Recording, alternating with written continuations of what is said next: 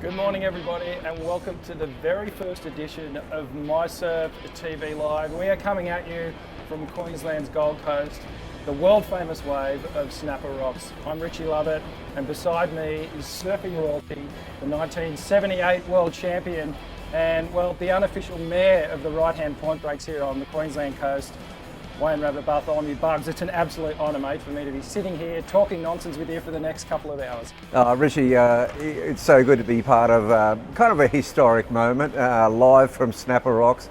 It's not an event as far as a competitive event, but it certainly is a surfing event. It's a spectacular day, and it'll be a pleasure working with you for the next few hours and talking story and giving some live coverage.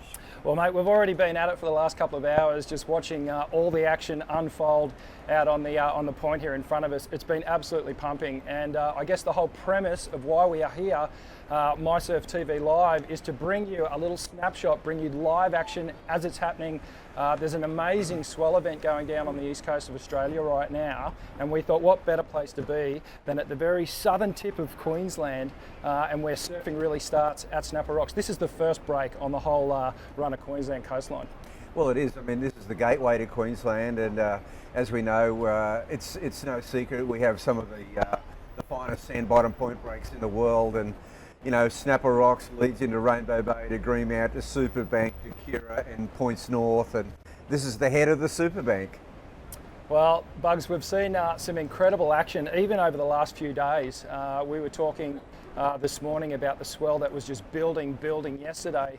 I was texting off and calling a bunch of guys called Mick and called Brooko, and I was like, what's going on up there? I'm flying up tonight, just getting ready for this, for the action today. And they said some of the biggest and roundest barrels went down last night. And you were saying earlier that you think the swell maybe peaked overnight. It's just dropped off to that perfect size now. Well, it has. I mean, at one point there, you know, this was, what I love about this is the spontaneity of it. You know, Surfing Australia, mySURFtv put this together in about 3 days. We saw this swell coming. It was a chance of being too big for Snapper today, and we would have moved down to Kira, of course, but it came up quite quickly. It moved at 13-second interval yesterday about lunchtime. The swell really straightened up. It was a bit funky in the morning, and yesterday afternoon, yeah, there were some solid 8-foot sets out here. Overnight, I do think it peaked, but it certainly got that ruler edge about it now, Rick, and today's just a spectacular day. You know, the tide's running out. We're going to see some real drainers on the bank. Well, mate, as you said, no competition structure, no singlets, no sirens, no jerseys, no points, no money up for grabs here. As you can see from the pictures on your screen right now, that is the lineup happening live at Snapper Rocks. And mate, it's coincided with the school holidays here, this magical swell. So, well, it's not really a secret anymore, Snapper Rocks, is it? Look, I don't know how, here we see someone going off the rocks now. This is a tricky part today. I mean, fortunately, it's not total corduroy to the horizon, so there are breaks, but you have to really time that get off the rocks. You see a lot of surfers going out through the keyhole, or down from the keyhole. It's a lot safer.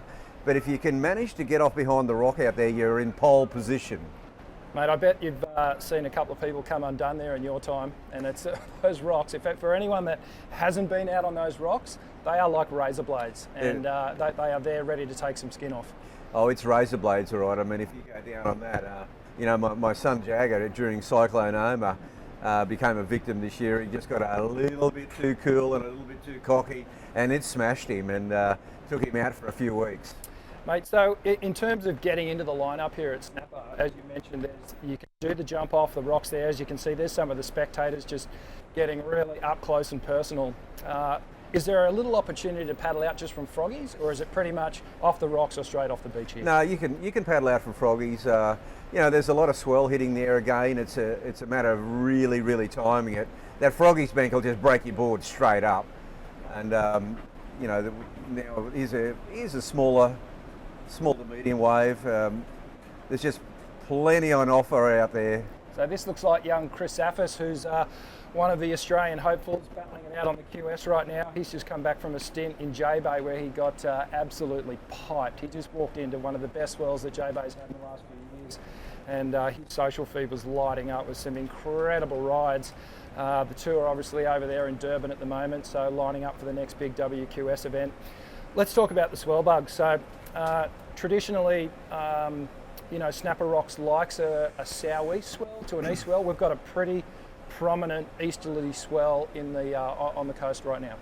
Well, as you can see, I mean, guys have to paddle at the head of the bank behind the rock just to hold their position, but generally on an east swell, we'll see a bit of that today.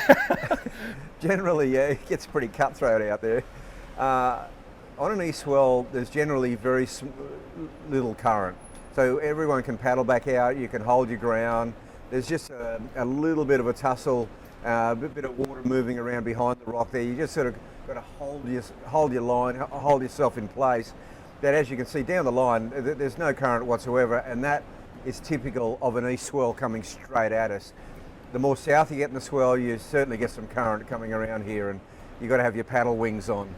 Well, if you're just joining us now, perhaps you're on your computer at work, I encourage you to put your headphones on, open that second tab on your browser, and just keep an eye on it, because this is what's happening live at Snapper Rocks right now. As you can see, well, it's not exactly sunny Queensland right now. It was this morning, a couple of hours ago. It was picture perfect day, and well, I was talking. That's Macy Callan right there, one of the Aussie hopeful women on tour at the moment. So. Look, Bugs, on any given day, you can rock down the Snapper when it's like this, and you can maybe see a half dozen of the world's best surfers out there. Well, this is the unique thing about surfing, isn't it, Rick? I mean, you absolutely cannot walk onto a golf course and hit up on Tiger Woods, but you can paddle out at Snapper Rocks and surf alongside, you know, world champions like Mick Fanning, Joel Parkinson. You know, I mean, Joel and Mick and Dean Morrison, the three amigos, just had a classic session out here. They've been out here all morning. I think they've come in for a bit of a breather now, but we'll see them a bit later again. Yeah, I dare say when the waves are like this, the boys don't let too many go unridden. I was having a quick chat to Parko earlier, and he said at first light he got some of the biggest caves he's had out here in a long, long time. Obviously that very special moment that he had Quickie Pro a couple of years ago, when they moved the event down to Kira, that one special moment where he got that massive, it must be 10 foot, it's got to be 10 foot. Yeah, huge like, crystal barrel. Yeah, well, you were doing the cross here with the WSL, and I came over and to do a short cross, and I saw that wave Parko got live, and I would say that was the biggest, most rideable snapper pretty much I've ever seen, or equal to it for sure. And you know, I've been surfing here for like 50 years, and the one thing about snapper on that day too is that on a big east swell, it can handle it. Yeah, no, it's good stuff, and well, plenty of humans out in the lineup at the moment. School days, I don't think many people are working today, so it's going to be as busy as that all day long, and it's going to continue all through till dark tonight. But Bugs, we're actually going to throw it down and check out some of the action that's been happening over the last couple of days, the southern coast of Queensland here.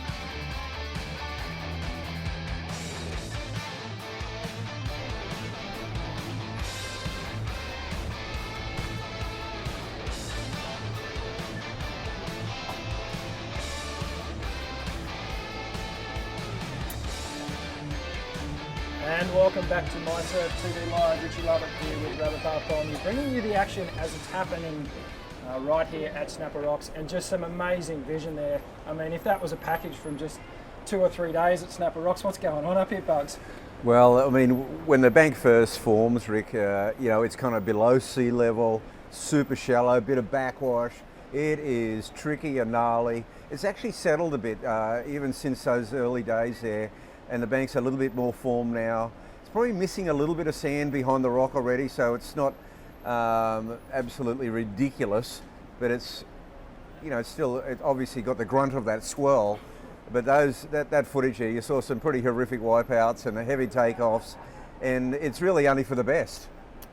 Well, let's just have a little chat about the whole sand thing that's been going on here. It's been the talk of the town, I guess, over the last sort of 10 or so years, and just how amazing. We call it the Superbank. This is only one little section of the Superbank. Goes down into Little Marley, into Rainbow Bay, Greenmount, then onto Kirra and so forth. And then there's more points as you start going up the Queensland coastline. I guess that the bypass, the sand bypass, has got a huge influence on what's going on out here at Snapper Rocks, and you've actually had something to do with that as well. So can you explain a little bit about how it all works for perhaps anyone who's just joined in, seeing these amazing waves and is thinking to themselves, how is all this going down? Well, first of all, I mean, the sand bypass project is a deed between the state of New South Wales, the state of Queensland. It's got two primary objectives. One is to make the Tweed Bar navigable. So there was a build-up of sand there when the walls were extended in 1962. It deflected the sand. It starved the beaches here of sand. And we'd go for periods of time when it would be 18 months and 2 years in between good banks at Snapper. So the sand bypass came along, and it's basically now Snapper on steroids. Because it is, it's sort of nature doing its own work even better than it could, because the sand is being pumped directly from the other side of the river, directly to Froggy Beach, and then it gets groomed by the swells. So just in regards to the sand movement, is there a never-ending supply of swell, of sand? Is it just going to be pumping forever, or does this thing get turned on and off as the Queensland government and the New South Wales government goes, okay, we need to get some sand out of that Tweed Bar, let's start pumping? Well, that's a good question, and there's a perception that there's some little guy sitting in there with buttons and pedals and pumping sand, but in actual fact, there's just this series of cones, and it just gathers what sand is moving up the coast from south to north in a thing called a littoral drift. And it's seasonal, Rick. You know, this is prime time, you know, with the southerly winds and the southeast swells. That is prime sand transportation sort of pathways. And, you know, then you get the northerly season and you don't get any sand moving north. So, you know, what happens then, it kind of scours out a bit. But it's probably between about, say, February and July, August, we get a lot of sand moving north. Right, okay, and like you said, it creates that spot we call behind the rock, what the locals like to call it, behind the rock. But we're talking about a serious break here. We're talking about a wave that's got some major consequences. You're taking off right in front of the point here, jagged rocks. If you come undone there's, you know, some major damage can happen to your body and your board, which we've seen over, you know, many years, and some of the vision that we were looking at earlier of those takeoff behind the rocks. So really, it's an advanced surfer's wave, isn't it? Oh, it most definitely is. I mean, you know, it might be sand bottom, but it's cement. And then, you know, you've got these thick double ups. It's kind of below sea level at times. You've got a little bit of backwash coming off the rocks, particularly when the bank's first forming. And it's gnarly. I mean, it's even though it's sand, I mean, it is serious consequences. Then you've got the whole tricky part of getting off the rock and getting out there and timing it. This is A-grade. It's an A-grade wave for experts only, really, if you're surfing behind the rock. Now, as you move further down just to the side of the rock, it eases up a bit, but you know, you get some thick double ups, and we're seeing a lot today. There's still some pretty severe consequences if you blow it. Yeah, it's looking like at the moment, as you see some pictures there, you can just see the force of some of those waves as they're hitting the rocks here. So we had a high tide this morning at around 6:30 a.m.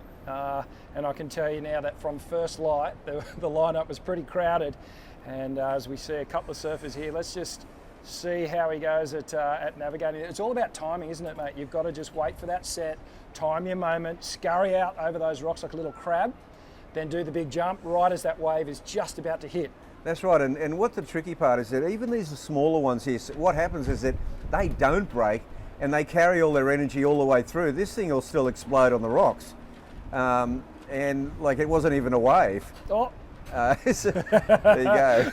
I saw that coming. This could be an Instagram moment right on the live feed here. So we are coming at you. This is live action at Snapper Rocks right now. So we're not actually sure. This actually does look like Jay Okalupo. So this is Oki's young boy, and picked up a beautiful little runner all the way down the point here. Finishes off, well, mate, if we had to give that a score, that was probably a 6 or a 7. So young Jay Okalupo, and have a look at this, Bugs. Yeah, wow. So it's a small to medium size set, and it's hitting the bank absolutely perfectly. Here's a little triple barrel, and yeah, happy days. And he came out. Wow, well, mySURFtv Live, this is what this concept is all about, is bringing you the action out in the water, is capturing a moment during an amazing swell event in Australia. And none other spot is pumping right now like Snapper Rocks, as we see another rider just coming through this barrel, and it is an absolute tube fest out here at the moment. And what an amazing day, Rabso. This is live and unplugged. There's no script here, and mate, we don't even know how long we're going to be live on air for. But you might be just tuning in to start as a bit of a swell check, just to decide whether you're actually going to come down here. Why not come down, join the action? And because we're going to be here for the next few hours at least. But mate, we've seen a bit of a who's who. Oki's out there in the water. Oki's son Jay, we just saw him get a ride. So it'll be great if we can pick up Ok in a few ways. We know that Joel and Mick got some absolute screamers this morning, and it's going to continue on. The swell doesn't look like backing off.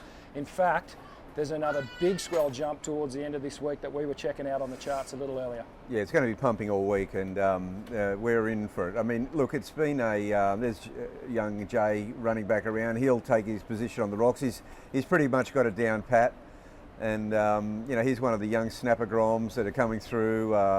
He's just an incredible surfer. As we just picked up that he sort of snuck that one in. It was only a medium-sized wave, but gee, it hit the bank so well, and he cut his teeth out here. He knows this place inside out. Oh, look at this thing, just gurgling down the line. That is, well, so this is what Kieran Perot does when he's not doing his WSL duties.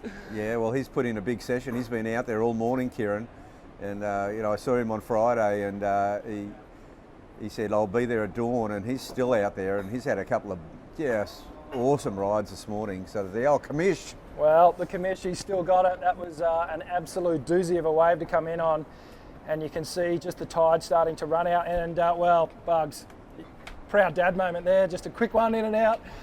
Jagger's obviously out there. He's been sort of dominating for the last hour out in the lineup. That must be a good feeling watching your son out there just ripping, mate. Yeah, he was too deep on that one, but he likes to sit pretty deep at the old Jags. But yeah, he's had a couple of beauties this morning, and another one of the Snapper Groms that have come through this break, and just loving life. So obviously a lot of visitors to Snapper Rock. So and there is a local contingent here. So let's just touch on that. Let's talk about the development of the sort of local scene here, who's really sort of dominant in that scene, and who perhaps has been dominating in that scene over the last 20 or 30 years. Well, look, I started coming here, paddling out here in the 1960s, and Coolangatta's always had a lot of great surfers. I mean, back in those days, Wayne and Robbie Dean were two of our best surfers in town, and of course, we just lost Wayne last year, and like he dominated out here for 50 years, and his brother Robbie was a great surfer. Graham Black, he was a Queensland champion. We'd have like guys like real champions too, like Peter Druin and Rick and Paul Nielsen, they'd come down from Burleigh and Surfers Paradise. There's always been just great surfing out here, and that goes all the way back to the 60s and 70s. And then along came, you know, Michael Peterson, Peter Townend, you know, that whole crew, kind of like my era. Then, you know, Bruce and Todd Lee. We had when Jay Phillips was a kid, Will Lewis, Shane Bevan, all the way through to, you know, Mick and Joel and Dino. It's just been, you know, then in between, like Jason Buttonshaw, Sean Reg Riley, you know, I mean, John Cummings, Dean and Sean Harrington, Nick Vasicek. So many great surfers. Goes on and on. Yeah, it really does. Okay, I'm going to put you on the spot here. Who would be your top 5 at Snapper Rocks in terms of overall surfing ability, just the way that they gel with the wave? Well, give us your top 5. Well, look, I mean, Parko would have to be in there in terms of sort of modern day stuff, don't you think? Pardon? Parko. Oh, look, no, Mick, Parko, and Dino. The surfing gets better every year. I mean, you'd have to say they're the 3 best surfers to ever really surf here, just because surfing gets better every year. Obviously, Michael Peterson was absolutely amazing. I mean, I've got so many MP stories. There's 4. You got one. Yeah, I know. You got one left.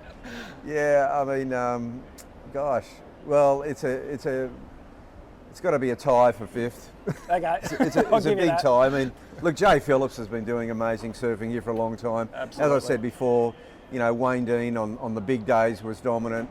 There's really so many, you know, it just gets to the point where it's, but I'd say, you know, Mick and Joel, Dino, MP would be the top 4. And I'd put Jay Phillips, but like guys like Asher Pacey, you know, he's not a contest surfer and that, but he does absolutely just gorgeous surfing out here.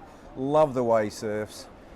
And, you know, young guys coming through, you know, Kai Tandler and Jagger and Jay Okalupo, you know, Quinn Bruce is another great young surfer from around the area, and it's just awesome. I mean, you know, I'm sure I'm going to leave some names out, but I've covered a bit of ground there. You've covered a bit of ground there, absolutely.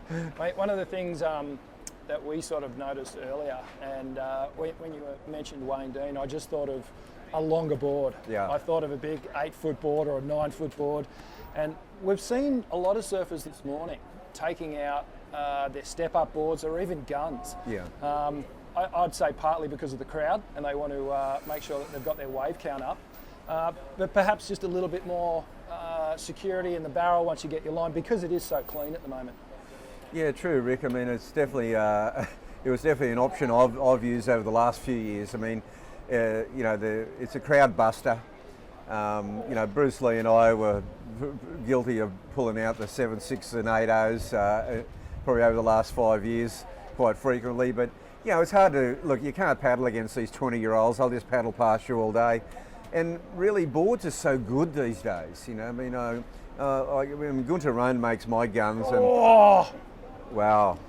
So there's a gnarly situation. Here we've got a real live drama happening. Well, and we see these little ones here. They are deadly. They just, yeah, he's coming back. Oh. He's going. It's a tactical retreat. Might want to check the bottom of your feet there. Yeah, he looks like he's putting on a bit of a brave face there. He could have. Yeah, like that's gnarly. Once you go down, you like the wetsuit can help, but your feet get totally ripped to shreds, and then it is a bit of a macho thing. You don't want to. You kind of can't. You can't retreat, can you? You absolutely can't. You've got to go, and you only need to make one mistake to wreck a whole swell. And we're going to get a week of this. Okay, we're going to have another attempt here. He's going to have another crack here, old mate, and let's hope he's probably done it 1,000 times, but it only takes one slight, you know, either hesitation or misjudgment. Because one thing about the smaller double ups, they actually don't break on the bank. They carry their energy right through, and they can be, those little surges can be the ones that nail you. Do you know what I've noticed about that jump off too is that, like, the guys that are the local crew are just so confident with it. They know the exact timing. I mean, I've surfed this wave a million times myself. Yeah. You know, my parents are up on the Gold Coast. They've been here for 30 years now. So I guess an unofficial son of Queensland, perhaps. Yeah, for I've sure, definitely Rick. done a lot of time up here. Yep. But even now, I still get rattled about Oh. jumping off the right, especially on a day like this. I'll just do the jump off from the beach here. Well, see, look at this crew here. I mean, they've gone, it'll be a sand exit. And see, what happens though is that they'll get carried down and they won't be in pole position. But I mean, there's something for everyone out there. Not everyone wants to take off behind the rock. As you go further down the line, particularly at the moment, there's a bit of a wide bank happening at Rainbow off Marley Rocks, and it's definitely a safer option. Yeah, well, like you said, there's really no sweep coming into play today. Everything's just, there's next to no current. You can easily just paddle out and then go. Well, here's a perfect example of the longer board. Yep. And mate, that one actually looks like a bit of a 70s throwback and one of the old lightning bolt boards or something. But here we go. Here's Jagger. Yeah. Talk us through this one, Rab. Yeah, Jags has been. He's been getting his rail game down. Looks like he's going to try and. Oh, he's got to go around a few people. That's another. It's another factor out here. You sometimes have to dodge a few people before you. You can't just do your one line and it can put you off too. Once you've got to go around 3 or 4 people, like you've got to kind of regroup. It can sort of throw your rhythm off, can't it? It totally does. Well, Jagger's been getting some of the stickers pits out here this morning, and what's his normal? It's his call. He's made that, and he just wants to develop his surfing. And he's working his rail game, and he's. We've seen what's going on in world surfing. I mean, you've got to have a rail game, you've got to have an air game, you've got to have the lot. Yep, absolutely. Well, let's have a quick chat about the tour and what's going on there. I mean, Kelly's on there at 47, and there are youngsters coming through still in their teens. In your opinion, what is the perfect age, do you reckon, to have a good crack on the tour? Perhaps thinking about sort of the mental maturity, physical ability, things like that.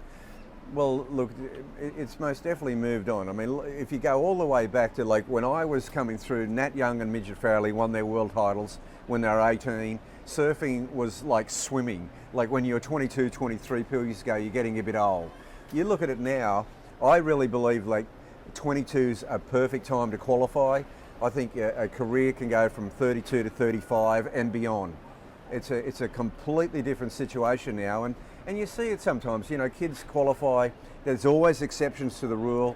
Someone cuts through it like butter when they're young, but then they come up against a John. They come up against a Geordie. They look like kids. Yeah. You've got to have the power going. You've got to have everything happening in your surfing, and there's so many good surfers out there that if you go out half baked, you're not going to make it.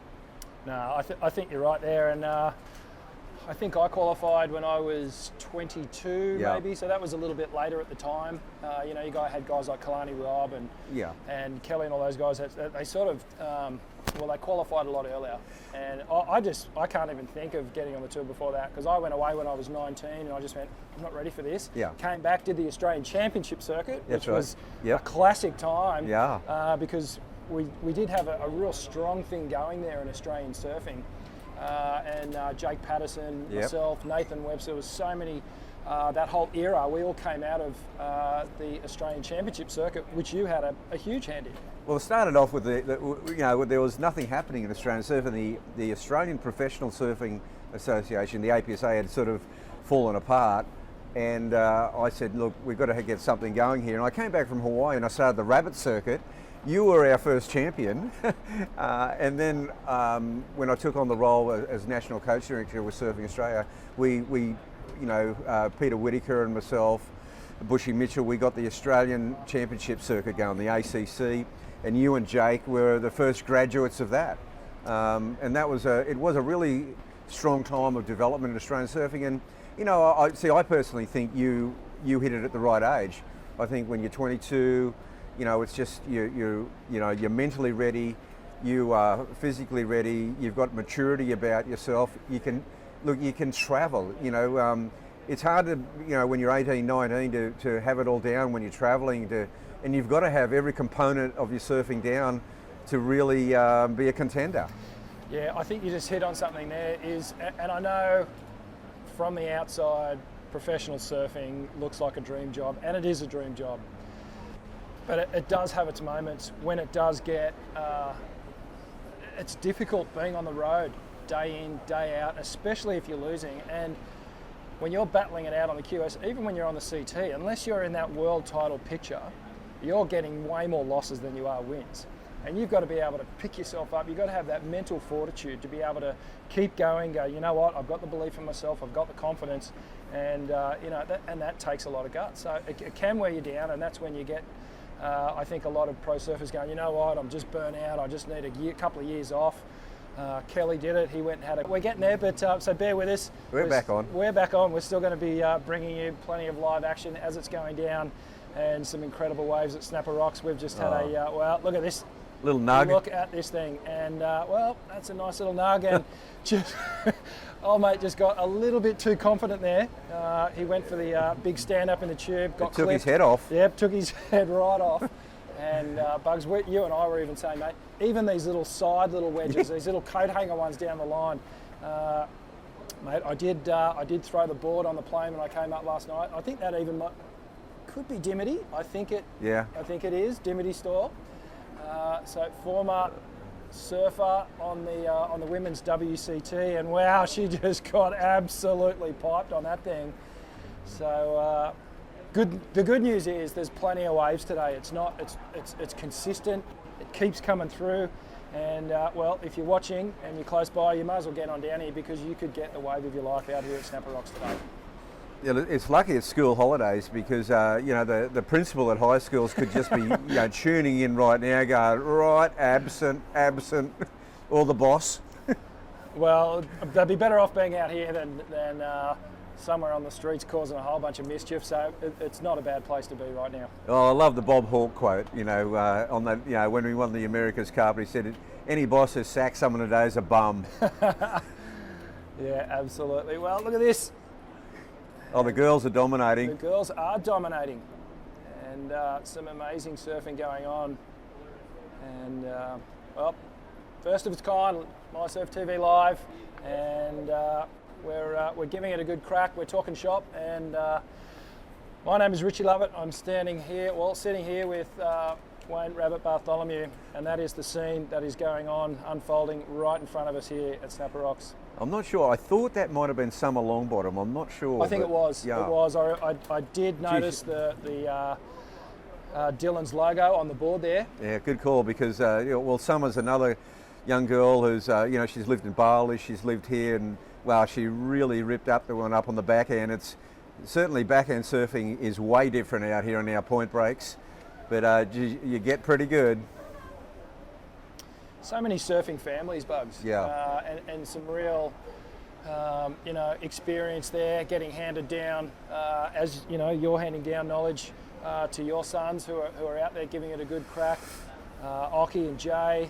There's just so much going on in the lifestyle of surfing in Australia. It has become just an incredibly legitimate sport and a real way to make an honest living. But things were a little different when you started out in your day. Oh my gosh, they were so different. Have we opened the can here? you really have there, mate. I mean, our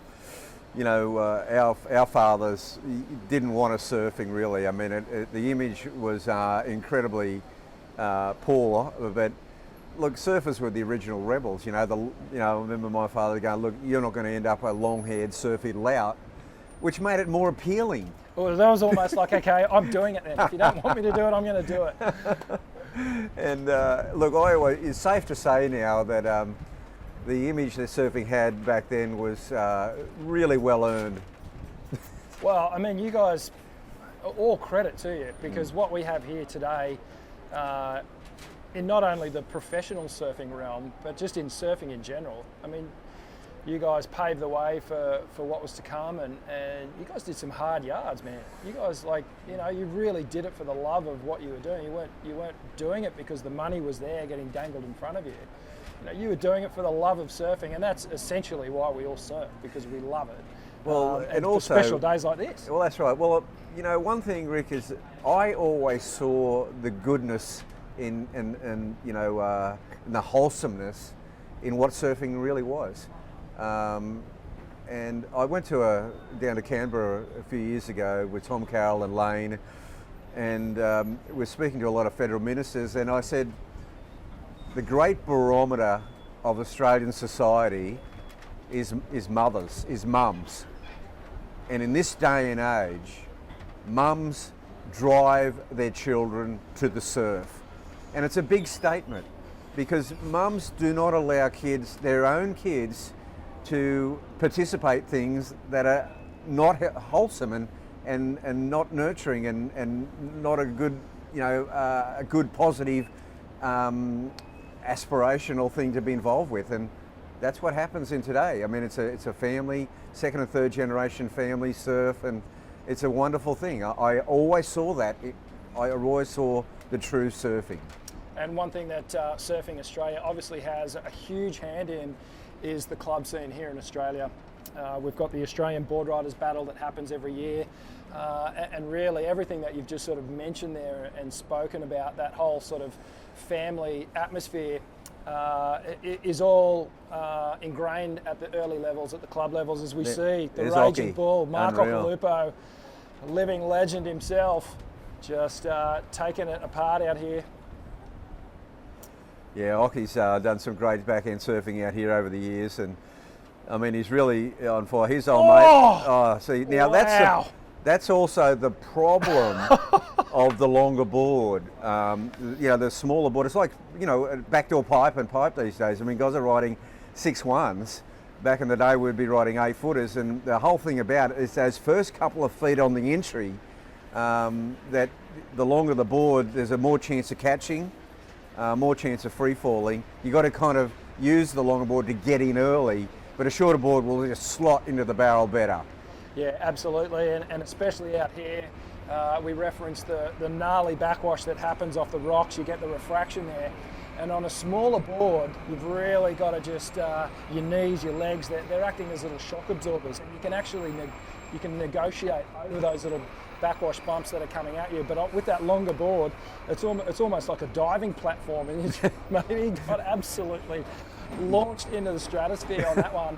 That was wild. So he'll be back out there to have another crack at it. Oh, yeah, mate. There is just a stream of ants that are just making their way. Look, it's the perfect setup really for anyone to access these waves.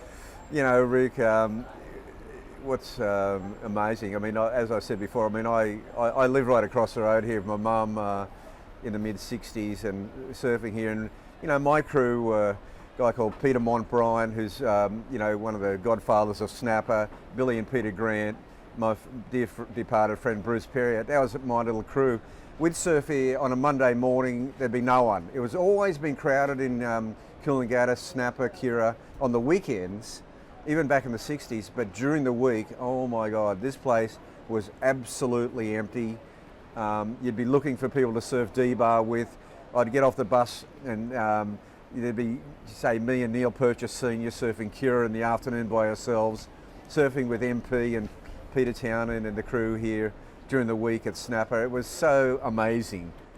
Wow, well, have a look at this, and we can see a couple of surfers dropping in there, and one thing Luke Egan said to me back in the day, I was like, mate, how do you get waves out here? He goes, mate, the locals all know each other, and they'll call your name if they're on the inside, so I just go and I don't turn my head the other way until someone yells my name. If they yells my name, I know it's one of the local crew, and I'll pull back, otherwise I'm going. And there is I guess there is a bit of ruthlessness that you've got to have. I don't want to say aggression, but you do need to be you've got to have your wits about you when you're surfing out here at Snapper Rocks when it's like this. Oh, look, when it's like this, you're basically going out there to play a game of NRL. You've got to have your footy head on. What? And look, there's such a thing as the cool drop in. You know, when someone's not going to make a section, it's a judgment call. When someone does a big cutback in the wrong place, you're kind of free to go. But then there's the ruthless drop in. But look, which can be a bit dangerous at times. If someone's riding inside the barrel and you close it down on them, that can go south real quick. So. But you know, Rick, I mean, I'm a born and bred local. A lot of people have moved here over the last 20, 30, 40 years, and there's not that many really true locals still going. We've been, look at this. The place has been kind of overloved, and we've been overrun. But a lot of people have moved here, and you can see why. I mean, it's an incredible place to live, and the waves are amazing, and now everybody surfs. Do you think there's scope to maybe try and control the amount of people in the lineup through some sort of a system where there's a shift, and then you can pay for a certain amount of time out there, or are we dealing with the ocean here? Absolutely no chance of that ever happening.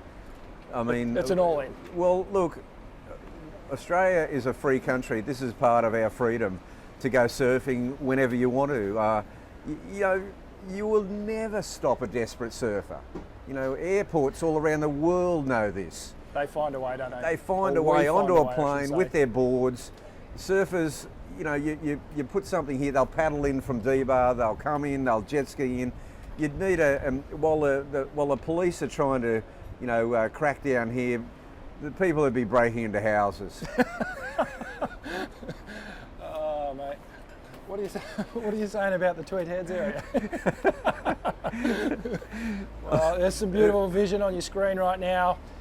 If you've just joined us, this is mySURFtv Live. We are bringing you live action, a little snippet of this amazing swell event that is going down right now on the Queensland Gold Coast. We're at famous Snapper Rocks, and it is absolutely piping right now. We are coming down to a low tide at around midday. So the waves are going to be just funneling for the next few hours, and then all the way into this evening. And there's going to be a steady stream. I reckon if you had to garner a guess, Bugs, at how many people are in the lineup, say from the back of the rock all the way down to Little Marley here, would you say there's probably 60 to 70 or more? Oh, that's a very conservative estimate. There's 60 or 70 walking back around. We get crowds, I've got to tell you, Rick, between, say, here and Greenmount, there'll be 600 out. Yeah, wow. It's insane what happens here. And it's not the same crew. And I'm talking from dawn to dusk, it's just a wall of people. There's no cool gaps. I used to come down here and go, look, I used to love the 1 p.m. gap. Gentleman's hour. Oh, well, it was a beauty because all the super hardcore surfers have done a couple of sessions, and you get that little lunchtime gap even for an hour, and there'd be 3 or 4 guys out of snapper. Well, that gap's gone. It doesn't exist anymore. All the little bugs gaps, they don't exist anymore. I reckon there's still the odd gap down the point a little bit. Oh yeah. That's where I'm going to be heading later on if I get the opportunity to. Yep. To go get a couple before I get on a plane and head back home to Sydney. But mate, I might even stay. I might just ring up Mum and Dad and see if they're up for a dinner tonight, because I think it's going to be firing again tomorrow. Look, tear that ticket up, Rick. You're here for the week. Well, let's talk about this next swell that's coming. Is it going to be bigger? Is it going to be better? Well, it looks like it's going to either regenerate or it's a new system, but I think it's going to, the swell interval is going to drop. It's going to go from 13 seconds down to about 10 seconds, but it's still going to be solid. I thought it was looking like it was going to go more southeast, but it still looks like a lot of east in the swell. But there's a real sting in the tail of this. It looks like it's going to get really big, but there's going to be a lot of wind. Now the southeast wind isn't a problem for here, our point breaks. That right down the east coast of Australia, it's a blowout, that wind. But here, it'll go southwest early in the morning through southerly, then even the southeast. The face is still completely smooth. There's not a drop of water out of place. And that's the thing about these southern Queensland point breaks. From dawn till dusk, it's offshore. Unbelievable stuff there. As you can see, some of the corduroy lines starting to march through here. And sometimes sharing's caring, and as we see one of the punters there just dragging the hand, so obviously trying to slow down. There is an art form to surfing here and Kirra and Greenmount. You can go too fast, can't you, and outrun the wave. Yeah, you need to have perfect timing, stay right in the hook like he did just there. Well, yeah, he stalled and he just lost his kind of lost his momentum down the line, but you know he would have travelled for a little bit inside that before he got smashed. But we're down to that last 2 hours of the tide now, and you know we'll see some pretty thick behind the rock takeoffs. Oh, here's one. There's one there. Look, they're hard to get into. Like, no one's even taken that wave yet. It's not a big wave, but I mean, it didn't even allow anyone into it. There's someone, and there's someone else. Well, that is a very rare sight indeed, because you don't often see a wave like that go unridden at Snapper Rocks, as we just saw one of those amazing waves just unload and spit over everyone. So the vision from the crew and the lineup would have just been absolutely amazing there. So, Bugs, you just touched on something earlier when you talked about a swell period, and at the moment we've got a 13-second period swell. Yep. The next one's, the period's not as big, it's down to 10 seconds. So can you just explain a little bit further how that influences the swell when it comes in and what we might see? Well, you know, 13 seconds is a pretty powerful swell. It means it's coming from a long way out. I mean, this system actually came roaring in from that gap between you know, New Caledonia and New Zealand, and came kind of straight at us. And as it comes at us, I mean, it's coming from probably 1,000 kilometres away to start with. So that's really gives that corduroy effect when it first hits. Yesterday afternoon, you can see it change from an 8 or 9 second period where it was kind of a little disjointed in the morning, and then it went to that 12, 13 second period, just lines up like ruler edge. There are lulls, but then you get like a set of 4 or 5 waves that are just flawless, and it just gives it a lot of grunt, a lot of power, and you know, it's really what makes our southern point breaks special, is when you get that longer period. Bugs, we've got a bit of wind starting to affect the waves a little bit, affect them in a good way actually. Yeah. But we've definitely seen in the last sort of 20 minutes that wind has puffed up a little more, and the tide is dropping, so it's making for some pretty fast cylinders right off the top of the point there. Yep. And well, whoa, here we see there's some stuff going on. There's a bit of a grower. There's that backwash effect. Oh yeah, that one, he didn't get around the corner on that one, so it's gnarly on your backhand when you get a super deep one on your backhand and don't make it. You're nearly face planting very close to the rocks. Yeah, that is not to be taken lightly. Well, we spoke about your top 5, some of your highlight surfers, natural footers that surf out here at Snapper and the points. What about some of the goofy favourites for you? Oh, well, we've had some really, you know, great goofy footers over there. As I mentioned, like Graham Black back in the 1960s, he actually beat Peter Druin out here in the 1969 Queensland titles. You know, before the Stubbies, before the Quicksilver Pro, before the Billabong Pro era, the Queensland title, you know, you win that, you were the king of the jungle. And so Graham Black was really a great surfer. There was a guy called Robbie Pearce, who was a young surfer, who was just an amazing surfer in the town, and again in that era. But I mean, guys like Neil Purchase Jr., probably the best backhand tube rider we've ever produced, probably one of the best backhand tube riders Australia's ever produced. You know, Shane Bevan was a great surfer here. China O'Connor was incredible. I'd say the guy who is the king out here nowadays is Nick Vasicek on his backhand. Nick's, you know, on a really solid day, you know, he'll probably get 5 of the best waves all day. I got another name for you, Damon Harvey. Oh, Damon Harvey is another great goofy footer surfer. He got that famous wave where he connected away from Snapper to Kira, which is amazing. That's unbelievable. Can you imagine the leg burn at the end of that one? Yeah, that goes into folklore. Mate, we've just seen one of the most incredible sets in the last hour just pour through the lineup there, and that sorted everyone out. We saw a boogie board rider wow. somehow pluck one of the premier waves of that set. So oh yeah, not they sure go exactly right. how that happened, but possibly the wave of his life. I'll tell you another really good goofy footer out here, Jackson Coffee. Yes, okay. Yep. Jacko is incredible out here as well.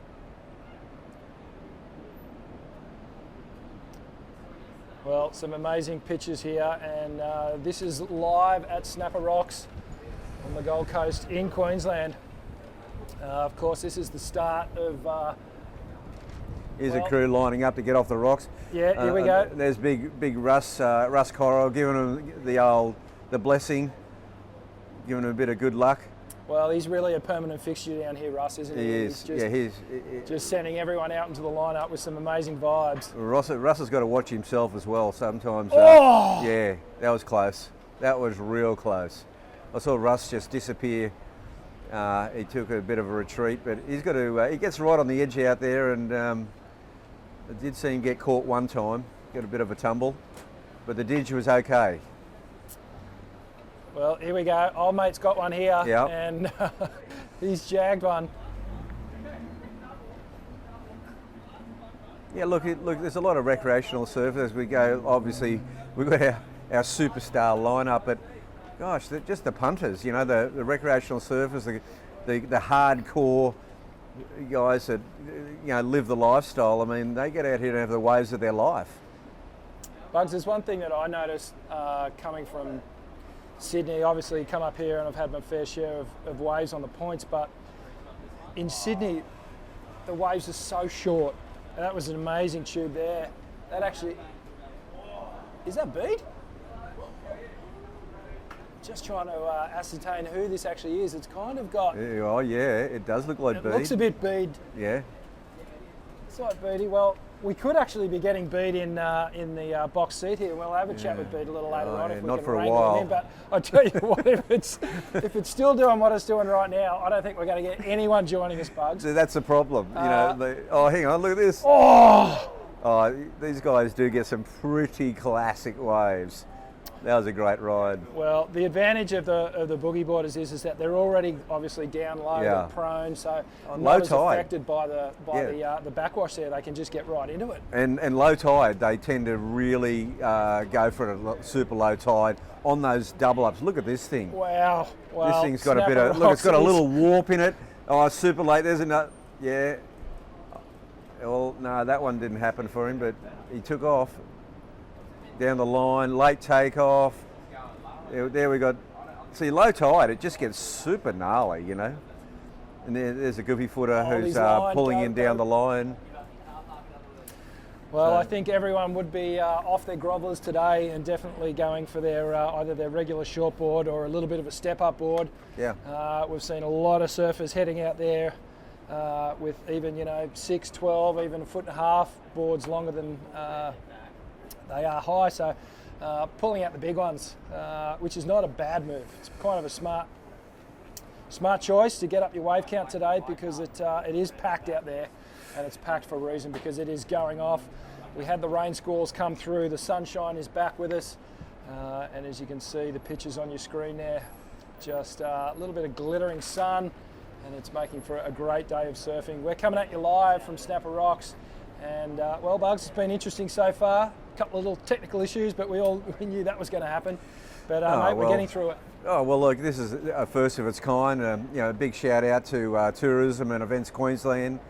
They, they're big supporters of surfing in the region. Yeah, obviously we can't pull off something like this if we don't have a lot of people supporting us and some very talented cameramen behind the scenes. As we see another amazing pipe just going down here, go, comes out perfectly. And well, things are, it's really lighting up at the moment, Bugs. Yeah, that low tide, even the smaller ones will be, they'll be draining, and here we go, another take off with a bit of backwash to deal with, plus the old mate. Oh, look. Yeah, it is. Yeah. Getting his quota. Getting his quota. Absolutely.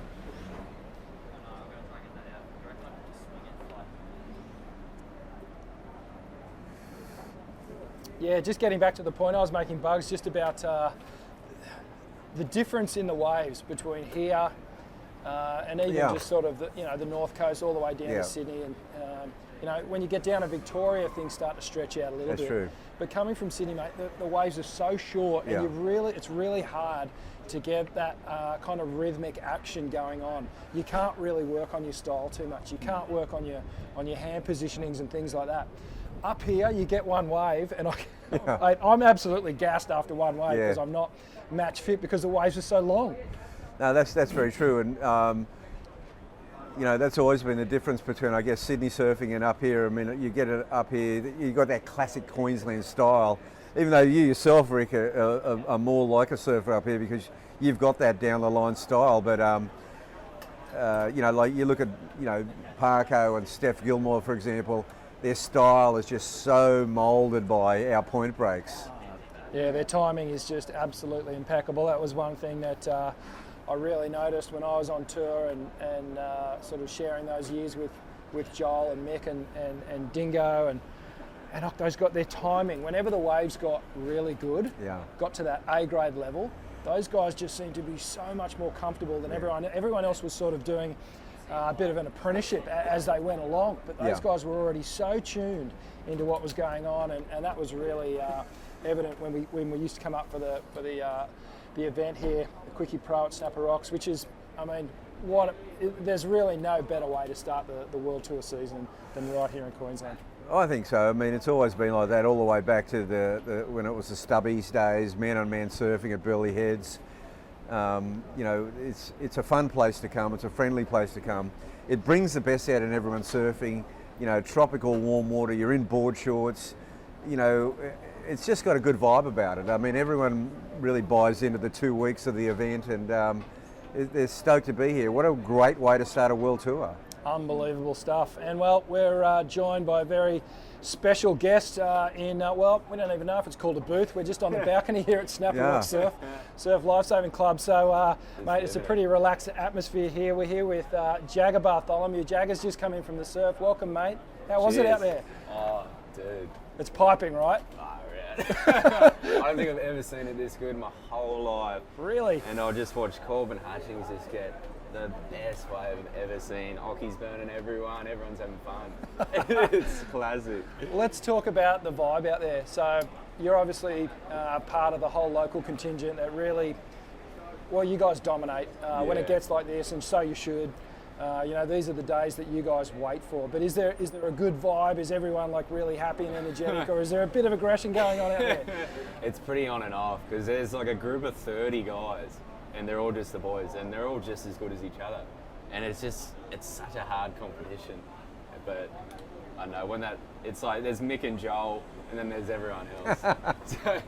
And that's saying something. Everyone knows it. Yeah. Mate, tell us a little bit about what you were riding out there this morning. Were you riding just your normal shorty, or did you go to a bit of a step up? I had a little bit of a step up. I had like a 6.1. It was Joe Andrew's old board, and I just thought, I'll give it a go. It's a pintail, and it goes pretty fast. I'm on the Mayhems these days, and I've just been loving them. They're just taking my surfing to a further level. I'm pretty happy with it. Yeah, cool. So what are your plans, mate, for this year? What's happening? In about 3 weeks, I'm going to California for like 2 months. Wow. Just hang over there, do the Huntington Pro Junior, and float around, just hang around Trestles, and come back, and then we're going to go to Indo. Have a little family trip maybe. And awesome.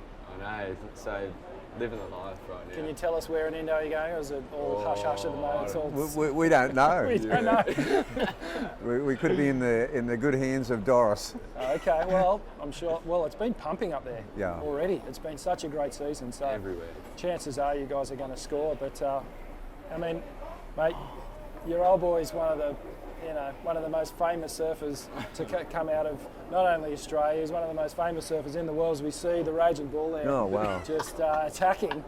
But mate, it must be pretty special to have someone with so much knowledge and so much advice that can sort of hand it on. Dude, it's pretty cool. Got lucked into it pretty hard. Is that Joel? Yeah, Joel's going out again. There's Joel. He's back for his second session. Oh, no.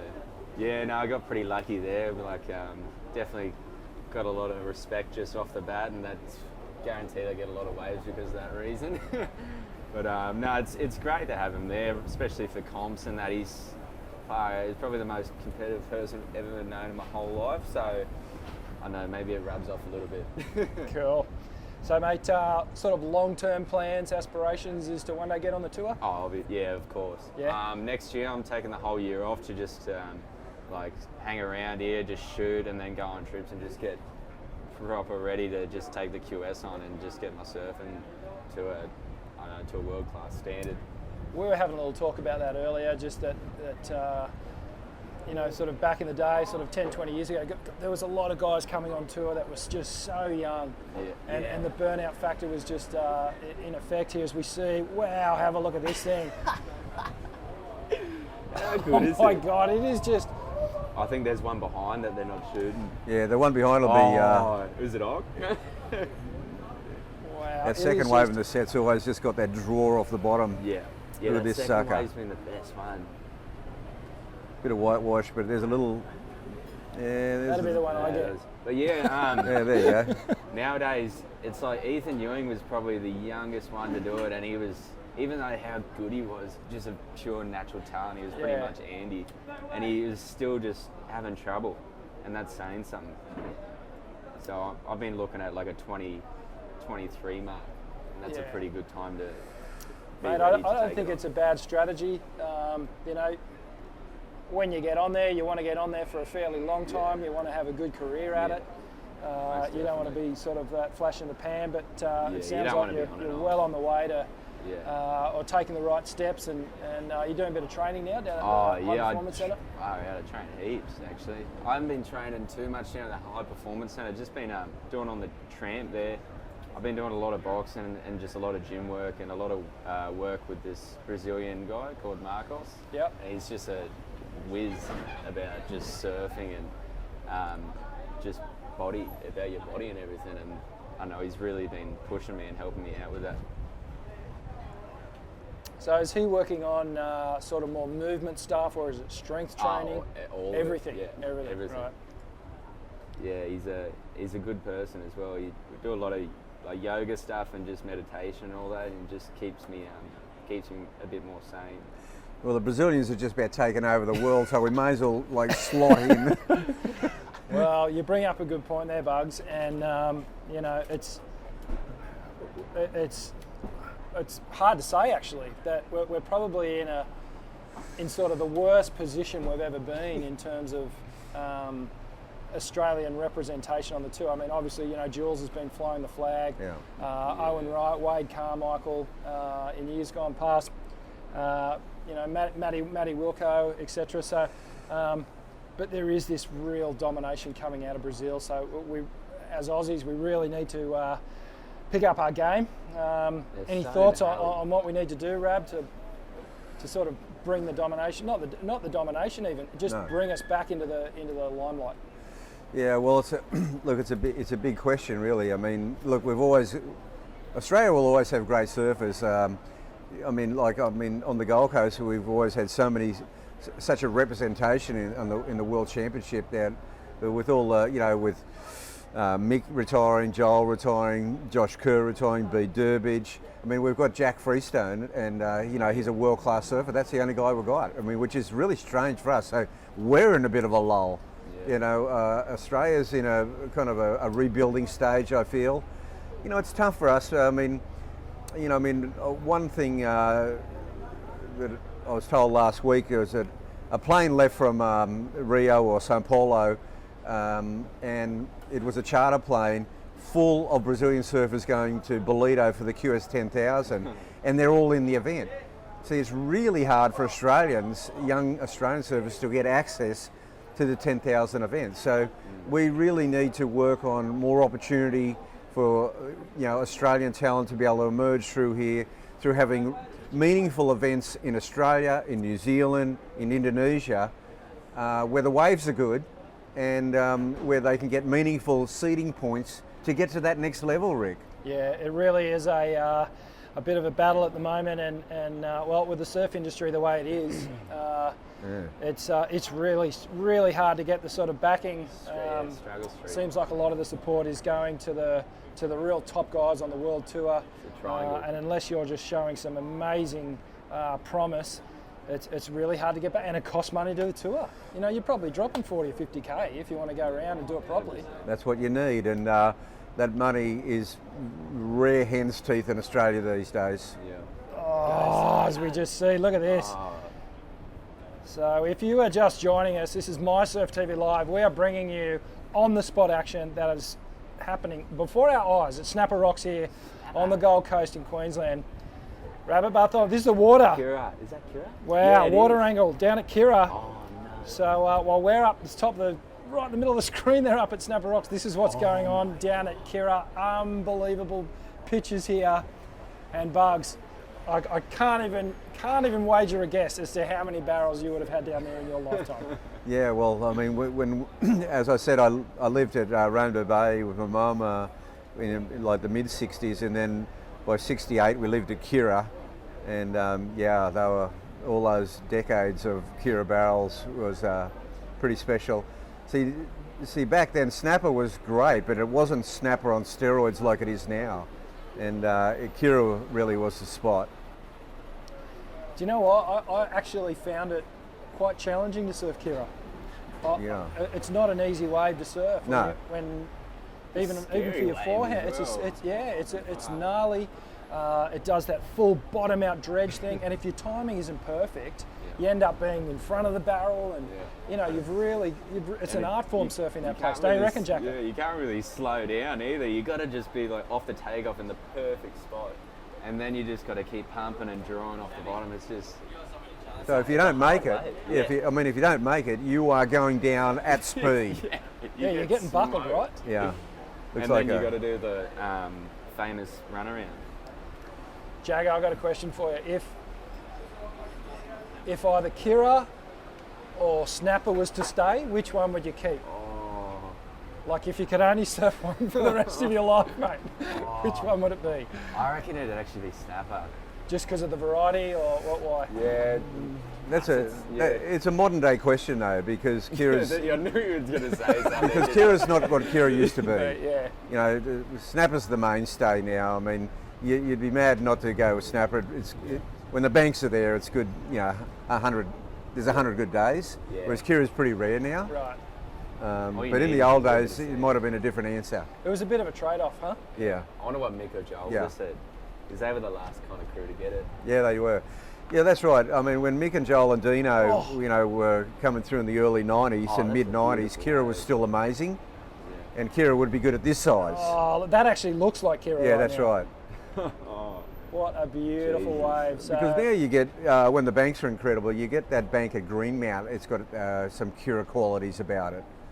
The sand hasn't gone in there this year, but Yeah, we haven't had a good coolie greeny rain. no. Coolie, This greeny year's rainbow it's been a strange year, Rick. You know, March, April, May, June was probably the calmest, you know, I've ever seen it in my Really? whole life. In my whole life, yeah. This is the first really, really good snapper we've had this year. is this the best swell of the year so far? Oh, by far, Yeah. by far. This might be the best swell I've ever seen at Snapper. Besides that day of the Quickie Pro, Right. when they were running down at Kira and Parko got those crazy ones out here. That was probably one of the most beautiful days ever. That's not Perro still, is it? I wouldn't be surprised if the commissioner's going to put in the. He's been putting in the work, It's hey. the marathon section. It's wild. He got pumped on one as well. Oh, did he? Far out, it was so funny.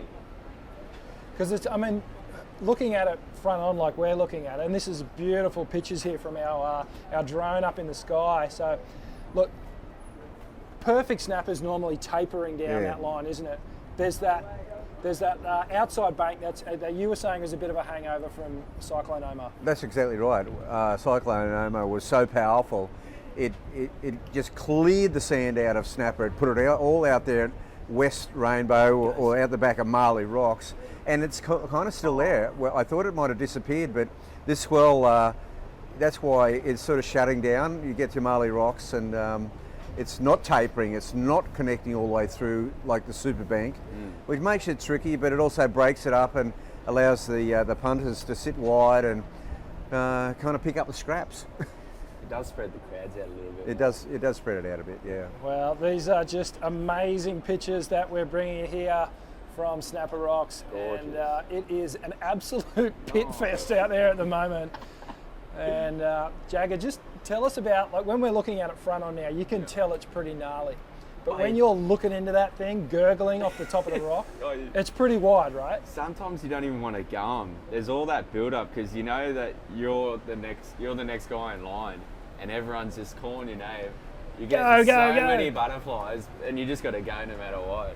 Because if you pull back, you know You're at the bottom of the. You are, and bottom you put of the yourself. escalator. You actually put yourself at the bottom. Yeah, right. You know. Forever. And, you never get back there. Yeah. Well, okay. Well, that's where we are at Snapper Rock Surf Club. We are sitting right at the corner of the balcony there, and Bugs, well, we're doing the next best thing to surfing Yeah. right Well. now. We're talking about it and watching it and enjoying all these amazing rides that are going down. And mate, well, some people will be going to sleep tonight just thinking about that one wave that they scored today and potentially going to bed going, that was the best wave I've ever ridden. Yeah.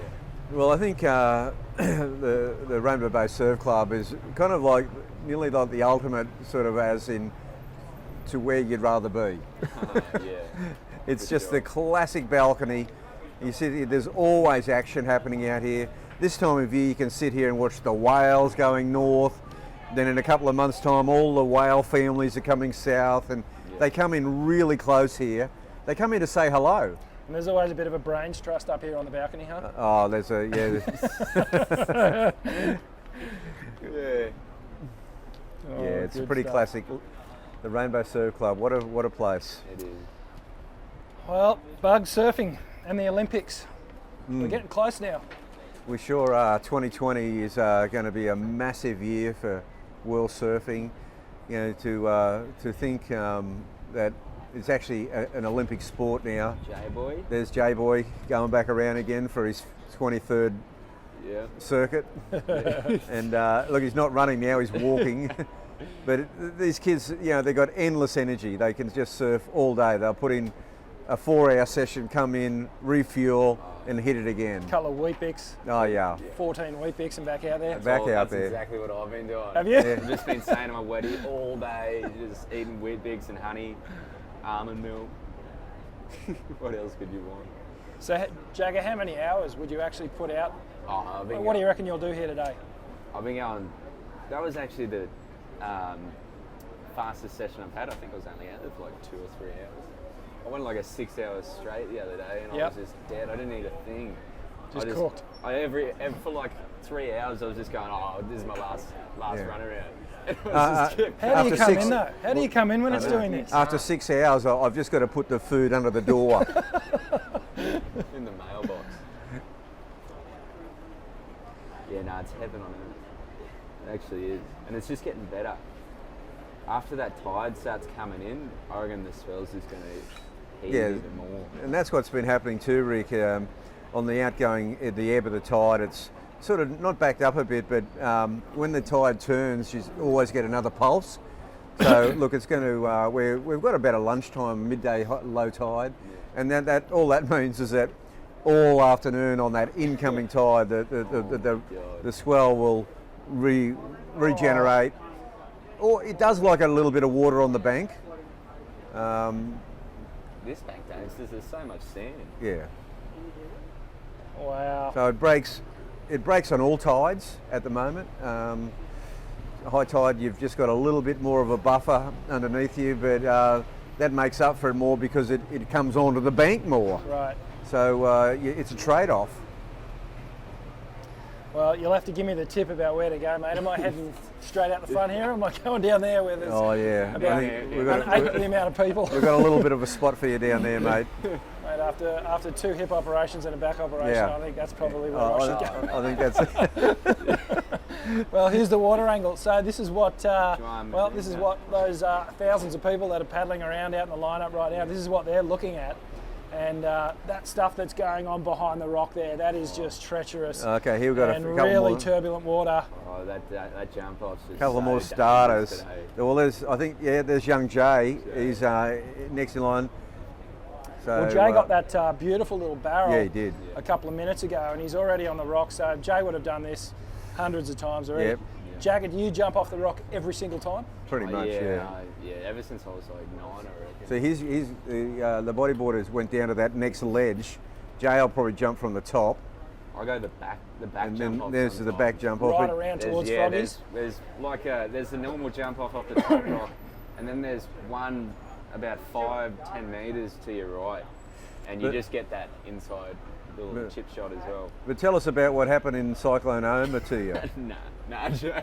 I first day of the swell, I just got maybe a bit too Got a bit confident- cocky? bit too confident and lenient, and was just standing on the rock, and I just knew I was too far forward to run back, and I was too far back to run forward, and I was just in the middle, and I just got so smoked.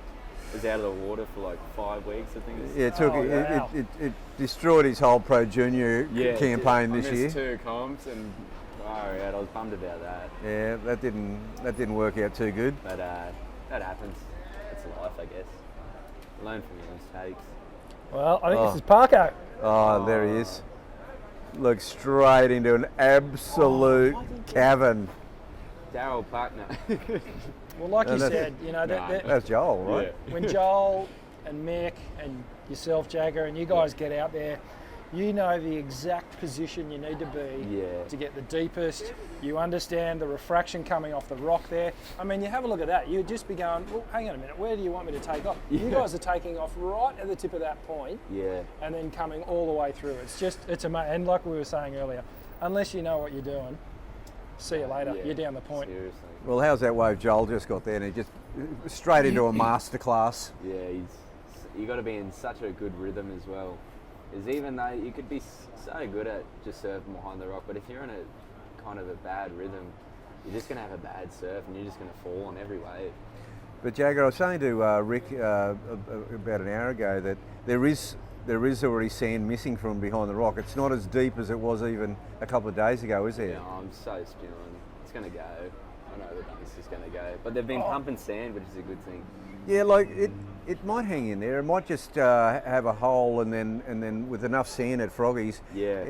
we hopefully won't get Like you look at the beach. later in the week so big that it just takes the lot. Oh, there's so you know. much sand on the beach still, which is Yep. sick. Yeah, the beach has got a noticeably a Yeah. lot of sand on it. It Yeah. was. I was actually checking on the cameras yesterday, and I was thinking exactly that. Going, wow, there's so much sand covering the rocks at the moment. So, It's awesome.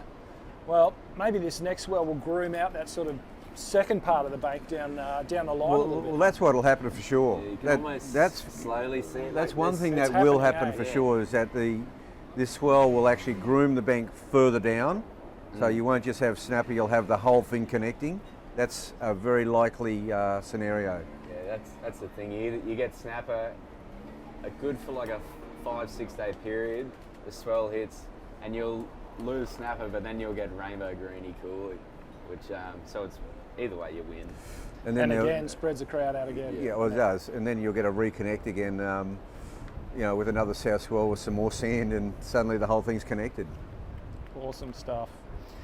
Well, thanks for joining us. If you're just tuning in, this is the very first edition of mySURFtv Live, coming at you from Snapper Rocks on the Gold Coast in Queensland. And well, sunny one day and absolutely pumping the next, because there are caverns just left, right, and centre. We've seen so many epic barrels go down today.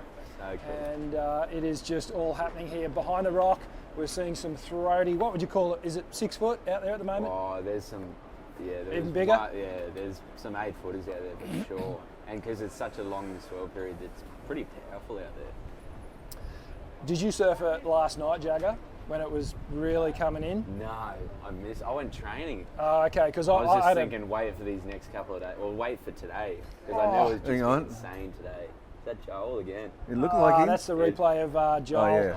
just getting that keg, because I spoke to Troy Brooks actually. I rang Okay. him and I just said, look, what's your take? Have you seen it? And he goes, mate, I've just been up watching snapper, and I'm telling you now, it's 6 to 10 foot. There Yeah. are some It was huge. waves It was coming solid. through, and they are as wide as they are thick. Wow. And look at this thing on the drone Oh, you just had coming so through much the fun hole. out there. Beautiful little tube there. It's really just getting better by every 10 minutes. It's just getting better. hitting that bank more and more with that tide going out. Oh, Wow. wow. Sick. Wow, what a wave. Sick. And well, even- Bugs, we're going to have to give our producer Chris the nod pretty soon, because I don't know how long we can keep talking about this and not this is- actually getting amongst it. But this is an gnarly. absolute pleasure to be here, Yeah. bringing you live pictures from Snapper Rocks on the Gold Coast. And well, it is all happening here. Well, that was only a real small one, but he just slotted in there Yeah. beautifully, that goofy The footer. goofies can do that. Yeah. I saw Oki on a bomb today. He just so good at not even grabbing rail and just got so spat out. So how are we looking for time now? I mean, is it near getting close to low tide? Yeah, we're coming up to it's 11:45 now. So So we're pretty much on the low tide. we're pretty much there, huh? Yeah. Cool. Or this next, yeah, yesterday from 12 to 3. 12:27 low. Cool, yeah, got there. Whether that's that snapper itself. So we're 40 minutes off dead low, and well, Bugs, you'll agree, I think, that weird things happen right at the bottom of the always, tide and always. right at the top of the tide. Yeah. There's always that ebb of the tide. You can get a few lulls actually, and then as soon as it seems like it just holds back, and then as soon as you get a bit of movement after that first hour, then it just comes on again. Look at that pecking order. And there's about every single guy there, pretty much every single guy there, absolutely ribs. They Well, all that's- just want the best wave out there. Well, that's a really good, excuse me, really good shot. Just they're just the whole crowd is just right littered along that sand line, that turbulent little sand line, and that's pretty much the ruler edge of the bank. As we see another rider up and riding, and old mate looks like he's done that a couple of times. He's on a longer shooter there. Yeah, no, I think this is what we're seeing. I think we're seeing a little bit of an ebb in the whole thing right now. Probably only gets sets, and then the low tide probably a little bit more sweepy Jagger, and everyone's got to hold their ground. And they will hold their ground and paddle and paddle. I know Vassar holds his ground for 2 hours, Yeah. and then he'll just get the best wave of the Just day. waiting for that one Yeah. special one, yeah? Yeah. And usually you put in the work and it pays off. So Oh, look how close these guys are taking off to the rock there. But this goes to show, like, there is sand missing because this is low tide now, and it's there is even yesterday at this tide it would have been heaps of sand missing. a lot more sand there. So look, there's a real dynamic at play here, Rick. It changes all the time. It never stays the same, and the sand movement up here, it's mind blowing. Yeah, all the sand courtesy of that of the sand pumping project that's been happening over the last few years, and it really has been a blessing for the Quickie Pro when it runs here, and it can fill in as quick as it goes too, right? Yeah. Very quickly. Yeah, it can a bank can. So you get swells that form the bank, and then you get swells that take it away. Yeah, I remember when the Quickie Pro was on here, we did not have a bank. Like people would rock up just thinking, is this snapper? And I was surfing out here with Kieran, and 3 days later, it was insane again. Yeah, it just Yeah. goes to show you how quick it can all change, and that's testament to just the amount of movement in the ocean at the moment. Yeah. And Bugs, we were talking earlier just about as we were looking from the water shot and the drone shot of all the rocks in the background there at Snapper Rocks, aptly named. And as you walk out on the rocks, you can actually see some big chunks of concrete. Yeah. Are they leftovers from? There was a pool out here years ago, Yeah, that was the an Snapper- ocean pool. Yeah, well, I was part of the Snapper Rock Swimming Club, way back, and there were 3 pools. There was an Olympic pool, and there was this incredible pool that we see the remnants of. That we'd sit there in these big rubber inner tubes, and wait for a big swell to come surging over the rocks and just dump on us inside the pool. It was so rad. But before that, it was there were dolphins in there. Yeah, it was Jack Evans' pet porpoise pool. Oh my Oh goodness! yeah, it was unbelievable. They probably got washed in there during the cyclone swell. Because I mean, it's not like the cyclones are a thing that's been happening lately. These cyclones have been hitting this part of the coast for hundreds and hundreds of years. So Oh, it's well- amazing that there was actually a couple of pools built, like literally right where we're looking there. Couldn't imagine it. There was, it was unbelievable. Like, you know, we used to actually get a lot more cyclones back in the day. You know, the 60s and 70s, we get 5 a year. There was 1 year there we had 5 cyclones back to back and 3 east coast lows. So that's, now we get 1 cyclone and everyone freaks out. Yeah, it's very fragile these days. The I banks. remember, and he bought something different altogether. Yeah, that's right.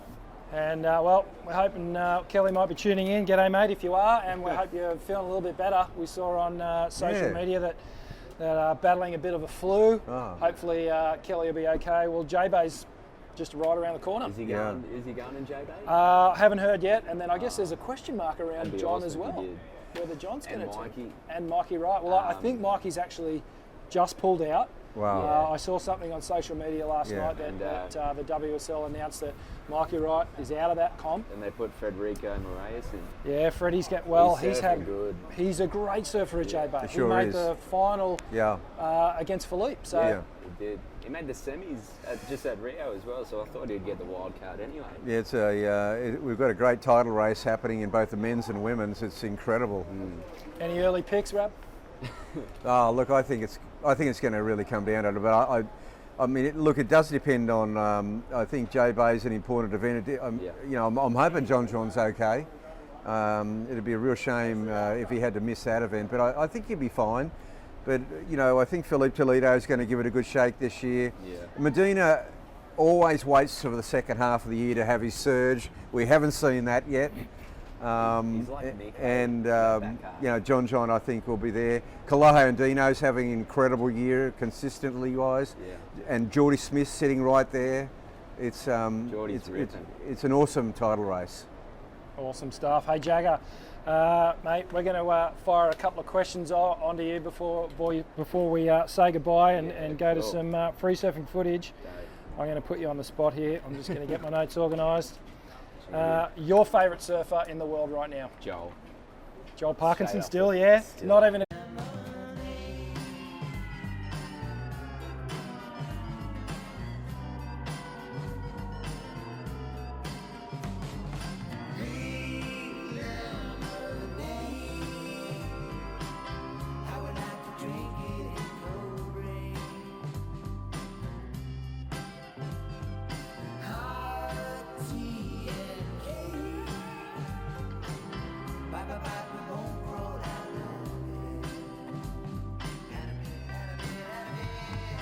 Sun to go away, come back another day. But if you choose to save minutes and hours, sipping sour.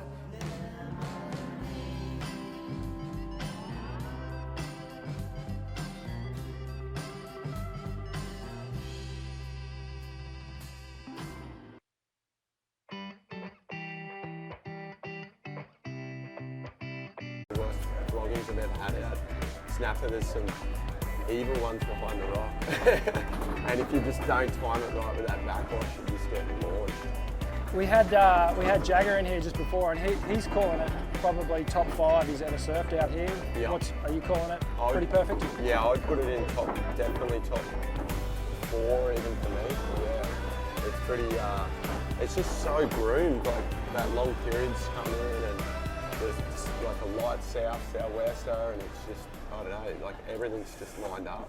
Yeah. It's a pretty special day. Yeah, it's absolutely pumping out here, and I can tell you as a Sydney sider looking at these waves right now, I'm absolutely frothing to get out there this afternoon Oh, you're out there. and get amongst it, and hopefully, mate, I'll be happy just with one.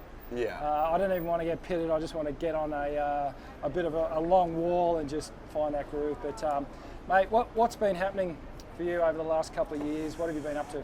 Yeah, well, finished up on tour and then started my role at Surfing Australia as elite program manager and getting ready for the Olympics and planning and organising camps and just finer details for when it comes around in a year's time, pretty much.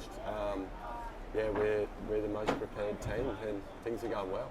So in terms of your kind of day-to-day activities, talk us through a day in the life and who you're working with, Yep. the sort of, I guess, the variation in what you're doing, and how's it actually been making the transition? Yeah, well today at Surfing Australia we have the 6 foot rule, and if it's 6 foot we're allowed to go surfing, so I'd say a lot of the Surfing Australia crew that like surfing are out there. But no, normally in the office, or depending what's like, who's around, and yeah, where people are on tour, or even if there's some juniors up, like I love helping with the juniors too. It's Clancy and Kate. They do the talent pathway program, and then Kim, our high performance manager, which kind of will share roles, I guess, a little bit. But yeah, the transition, to be honest, was really tough. Yeah, Through it. yeah, well, to be honest, just talking to other people that have gone through the transition, and they're just, everyone had different approaches, but like, yeah, just keep surfing and just know it'll take time, and but yeah, spoke to some good people, and just like, I guess accepting it, but feeling like just feeling like not pushing things away, like letting things come in and feel like, yeah, it is okay to feel bad, instead of pushing it away. I mean, well, but let's face it. I mean, when you're coming through, you come through the junior ranks, Yeah. and then you become a pro surfer. It's all about yourself. I mean, being an athlete is a very self-centered thing. Oh. It's all about you, Yeah. and there's a lot of ego involved. And it has to be. You have It's to your be like that. ego. Yeah. I mean, that's what makes the difference. Exactly. And then coming when you step off, you either step off and make the transition into what I used to call civilian life, or you walk the plank into oblivion. Which is a dark path sometimes. That's Yeah. right. Yeah, And yeah. you kind of do both. Yeah, yeah. You can't escape it, because Nah. you cannot just take, suddenly, because you've got to turn up, you've got to work with Yeah. other people, Yeah. you've got to work for other people, Yeah. and it is not easy. It No, is so not it's easy. Definitely not easy, and it's a challenge, but yeah, I just work through it, and things are really good now. I love it, love work, and love putting my passion into that now. I've like really found my drive and my niche with my working life now, and giving back to the sport that's given me so much. So I'm pretty blessed in that with this opportunity. I'm super grateful. I think as surfers, and you guys will probably both agree with this, is that when it's in your blood and when it's ingrained in you, and when you've done it for so long, it's hard to think about doing a career after surfing in anything but surfing. Yeah. And really, there's opportunities, but sometimes you got to go and hunt those opportunities. Yeah. How did your opportunity with Surfing Australia sort of come about? Yeah, it came about. Andrew Stark actually asked me, who's the CEO at the time. I think it was halfway through 2017, and he just planted the seed, and I was like, oh, yeah, maybe because I was thinking only a year or two I was going to do it anyway, and then I thought, well, yeah, I don't want to just get to the end of my career and be like, oh, what the hell am I going to do now? So, it worked really well, and it's funny you say that. Like, we've done some stats on people that have left surfing and work in surfing. It's 83%. Really? Crazy. Yeah, hey? yeah. Yeah. So many people that have been on tour have gone into a career in some way or another with surfing. It's So pretty surf wild. schools or Exactly. administration Surf school, within industry. the WSL or whatever, and yeah. working for companies. Yeah, things like that. exactly. Yeah. So I think we're pretty lucky in that respect. Like, our sport does have opportunities for after, as long as you're open to them. And also now at Surfing Australia, we've got people coming on board to really help with transition and career pathways and dual career. So some of the athletes that are around 20 are starting uni degrees while they're on the QS. So That's it's unreal. really cool for surfing. We're in a great spot right now. Like Jason Patchell, he's leading that well-being and career pathway. It's really great. Yeah, Really, so really good. I think it's a big shift in surfing, and it needed it. Wow, who's that, Parko? That is the unmistakable Wow. style of Joel Parkinson, and that I could be. Oh, look how happy he is. It's gone all floppy. You know when Joel That does was a the good floppy one. the floppy claim? Yeah. you know that was a good wave. So Yeah. I'm sure we'll be able to key up the replay of that. Wow. But this whole concept of actually just bringing a live swell event. This is the first time I've ever done it. Yeah. We're a couple of hours into it now, and we've just seen some amazing rides. Talk us through this one, the jog. Oh, that was just. Once the bank's finally groomed itself, That's so true. it's really all come together. I mean, Yeah. this is incredible. Yeah. You know, snapper in this day and age, when it does all come together, it's just better than it used to be in the 70s. and Yeah. It used to still be good, but it didn't used to be unbelievable, like Yeah. thick barrels, Yeah. you know, below sea level. It didn't have that element to it. Yeah, that intensity. No. Yeah. There's some waves out there like backdoors. Oh, Pretty yeah. heavy. And I mean, in the last few days before this, it was nearly a lot of ways are unrideable. Yeah. Like you couldn't take off on them. Yeah, yeah. So today's actually, you know, a bit more manageable, and there's still, as you said, some pretty evil-looking things Oh.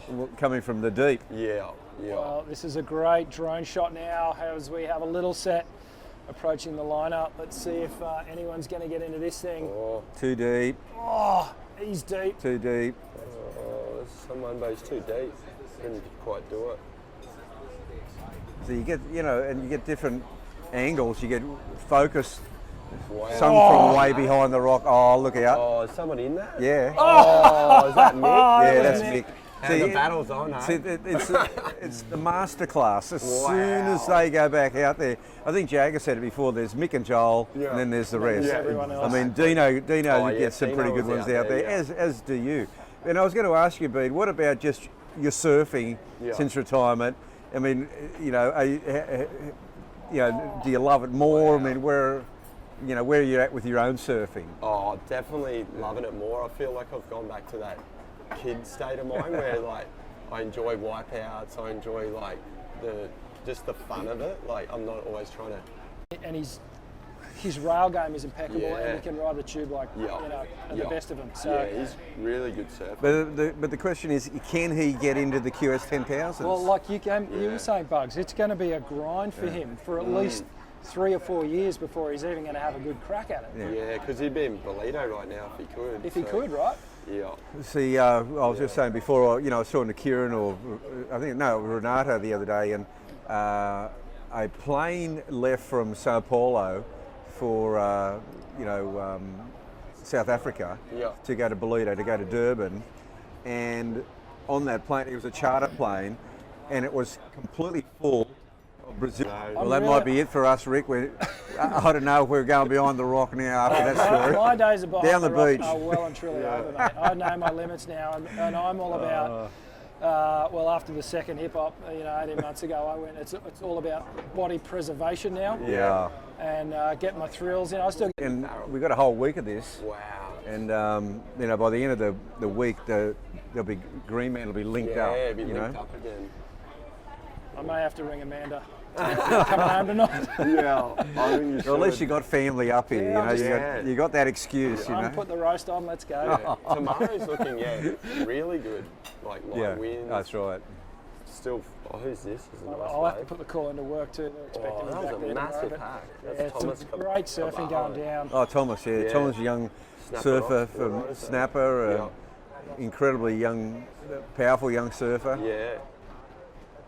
I'm loving seeing the next generation, Yeah. like Jagger and Jay out there. Like they were sitting deepest and just charging is so cool. Like it's the new waves coming through now. It's Yeah. great. And Thomas is in that Yeah, he is. age as well. Yeah. It's really cool to see them pushing each other. Bede, what's your thoughts on the world tour at the moment? Yeah, it's Pretty interesting sort of Pretty time. interesting. No one's really grabbed it yet. I thought John was looking that way until he got injured, and then,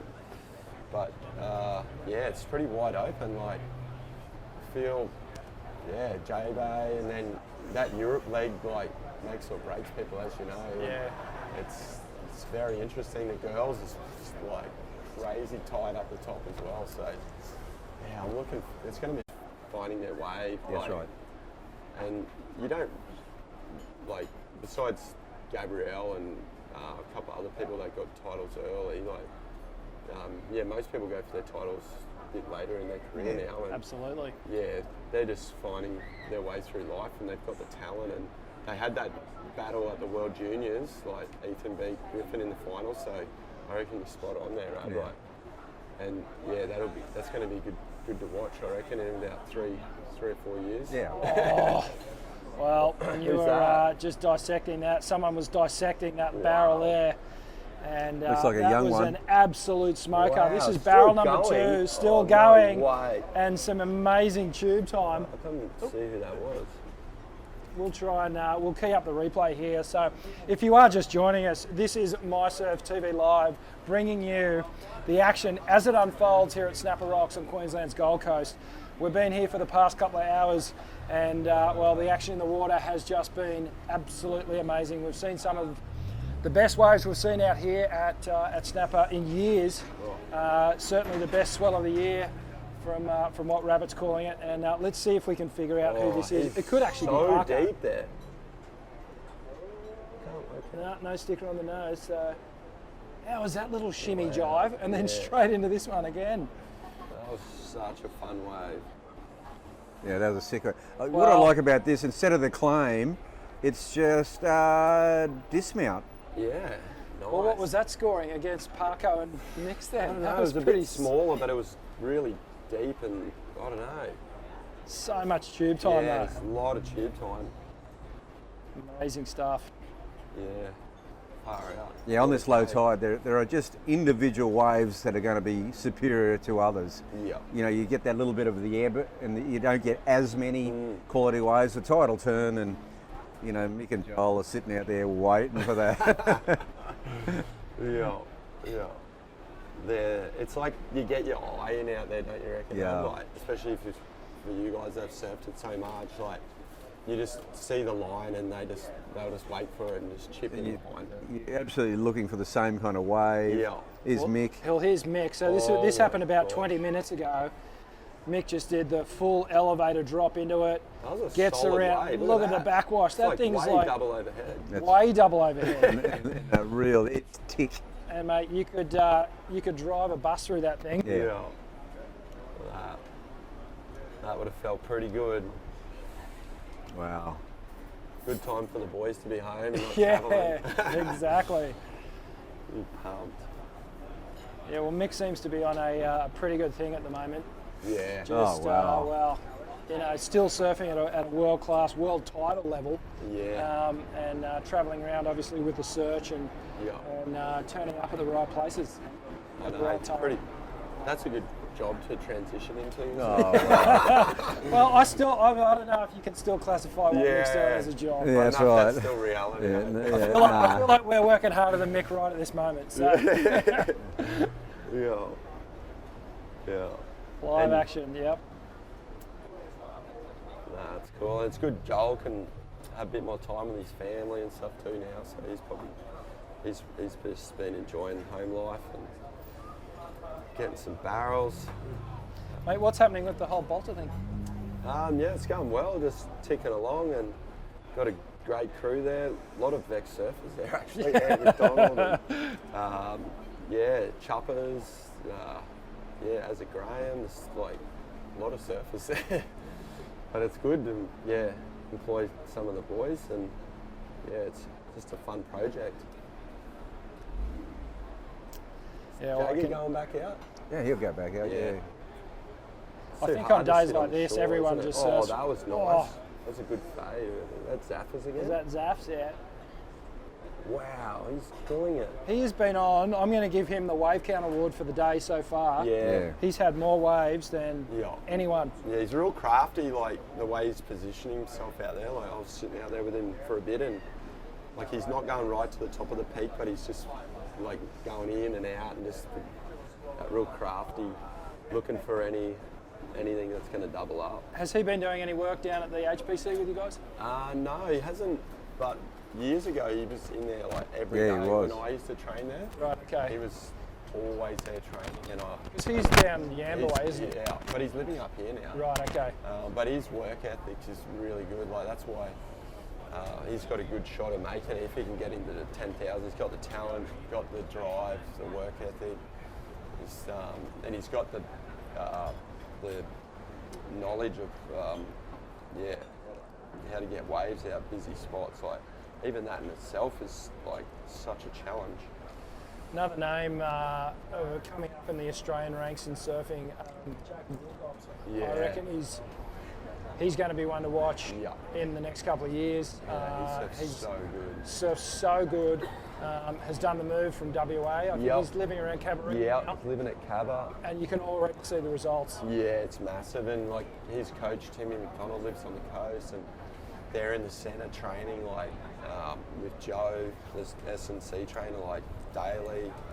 They're doing coaching sessions. Like he wants it bad, and he'll get it. Like he's already had a few wild cards and beat some of the top surfers, so he's got that belief. And he's they're over in Bolito right now. I think it starts tonight, maybe Bolito. So. Yeah, I think it does. Yeah, that's normally a good event too. They normally get some good waves for that. Yeah, it's typically good for the Aussies, that event. Like Ethan's done well there, Connor O'Leary, Jack Freestone made the final last year, so it's a good event for the Aussies, Bolito.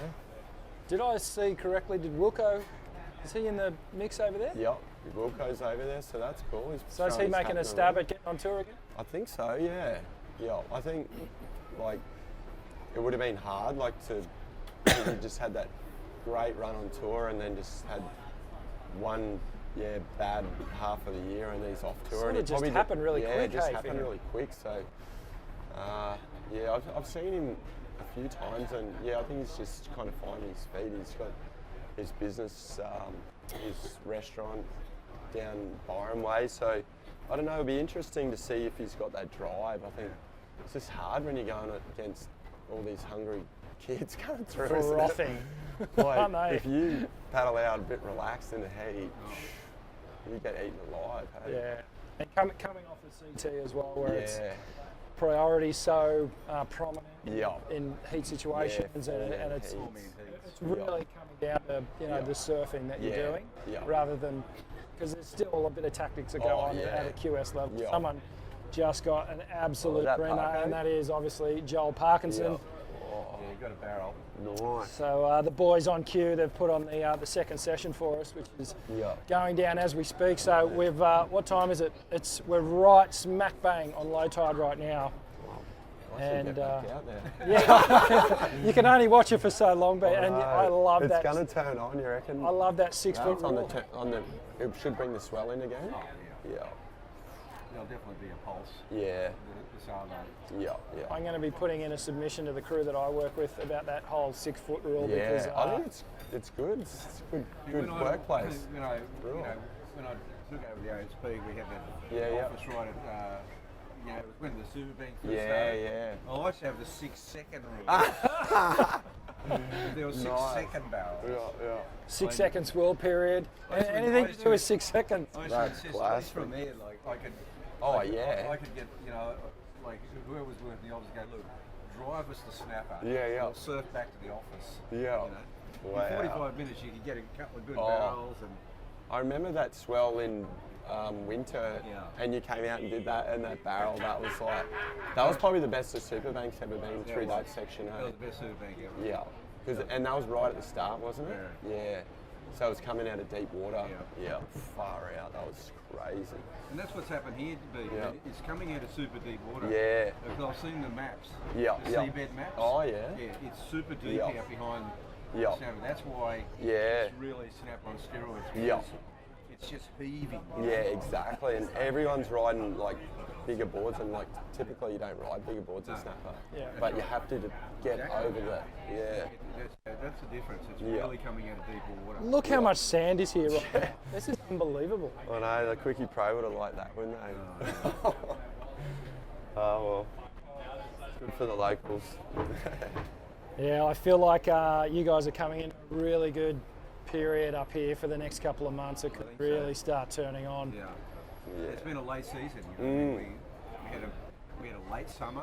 And even just before the Quickie Pro, there was still, end of March, people were still getting hit by blue bottles and Grandbar. Which is, usually by then the southerlies have already kicked in. We're still getting northerlies, and we had the whole event over D-Bar. So and and then we had a pretty quiet April, May. No, it was really quiet, Really wasn't quiet. So this is Yeah, you're late right, season. We're yeah. still, it's July. We're getting east swells. it? Yeah. You know, and It's more May, isn't it? Yeah, it is. It's really Yeah. is. It's literally like the whole thing's been 2 months behind Yeah, yeah. from summer. Mm. Oh, So that's good. I was hoping that kind of happened. Though, Yeah. because, you know, well, I hope we don't have this quiet season then like finishes. yeah, yeah, yeah. That's great. I love that drone footage. It's so cool. Yeah. There was people surfing the bar Yeah. this morning So too. towing on the bar. Yeah. It's pretty cool. Yeah, that was pretty cool. Well, Probably the hazards or something. Yeah. yeah. well, it's a bit of a mission heading out into the Tweed Bar there.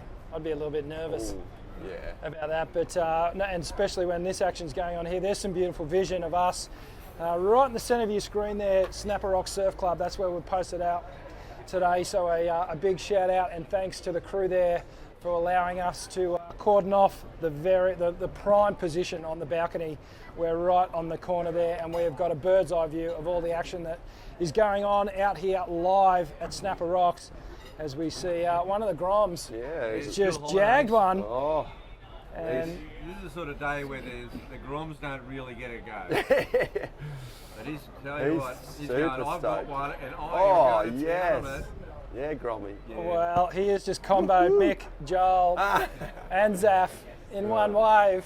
Classic. But what a moment! So Whoa, something yep, to- school holidays down in New South Wales. We're still at school. Yeah. So, Oh, yeah?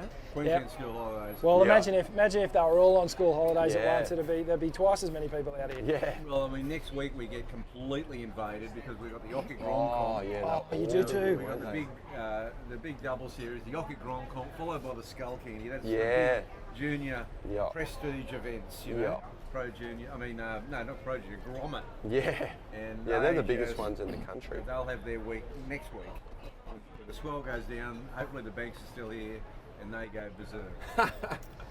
Well, there's Yeah. some really good vision of just how much sand has accumulated in the Rainbow Bay area, and well, it's going to get groomed out. We think in this next big swell that's going to happen later in the week. So this was what, 2.5 meters at 13 seconds. The Yeah. next one looks like 3.5 meters. 3.5 At metres. around Is 10 it? seconds. Yeah. So a little bit more wind involved. It's going to be real windy. Possibly not as groomed in terms of having the swells Yeah. lined up, but the direction's going to have more south in it. And well, you guys are just going to be getting kegged for the next week. Oh, really? Yeah, That's solid, That's isn't it? that's Yeah. Thursday, Friday, Saturday. Wow, Kira might be on. And B, what's not much going on down there at Currumbin at the moment, huh? The bank's a bit sort of Yeah, blown the out banks still are a from, bit. Yeah, it's cyclone. too much sand there. It's making it break out. It's not coming out of deep water like it is here. So Okay. I think if I spoke to Luke Munro, he went out there and he said there was a couple, but Not really. yeah, not really. It's been ordinary for months. Yeah, it's too much sand. Even I checked Burley yesterday. There's probably waves at Burley today, but it wasn't like heaving like it is here. Right, okay. It looked fun for turns and good walls, but like I don't know, it's pretty hard to go past. Like that is tragic. Rabbit, I've got a question. So all this sand that we're seeing, does this eventually get down towards Currumbin, or does it stop at some point? No, it all It migrates just keeps north. going, Wow. keeps going and going. Yeah, but it takes a very long time for a grain of sand to get from Snapper to Currumbin. Right. It might take 10 years. Right, okay. Yeah. Eventually it does all migrate north. Yeah. But it still keeps going up past Oh, Burley, well, all it- the way up through surface. Well, I mean, look, Fraser Island's got the biggest sand dunes in the world. That's where it all ends up. Yeah, okay. I mean, it all just keeps going. But it only takes one really big cyclone swell to clean the whole Gold Coast out Yeah, right. of sand. Yeah. There's not a grain of sand left. That's why I'm interested to see how the Palm Beach Reef goes. Like if it can handle a big swell around it. Yeah, it'll be Yeah. really interesting. What's do you guys know much about the artificial reef there? What are they I doing? don't know a lot, but I know that it's supposed to be a slab, Right. and it's pretty far out, so it's going to come out of deep water. But Sort of like a Well, it's Coogin like a reef type bommy. setup, or Yeah. a Well, little bit more triangular in the peak, or Well, what it is, yeah, it is, but it's 80% built as a buffer to protect the houses on the foreshore. Oh, Because that area of Palm Beach, where the reef is south to that Jefferson Lane area, has been, through the surveys, has been deemed the most vulnerable on the Gold Coast if we get hit by a cyclone. Wow. Yeah. Like houses will fall into the ocean. Yeah. So that's primarily what it's built for. Okay. But there is a wave element to it. Yeah. But I worry about that because all the other ones that are 80-20 have failed as a surf break, Right. but they get judged as a surf break. Okay. And it does that whole industry no favours. Yeah. Because next time they go, well, they don't work. Right. Yeah. You know, so that's what I worry about. Well, Oh, drop in. unfortunately, that has been happening a bit out here as well today.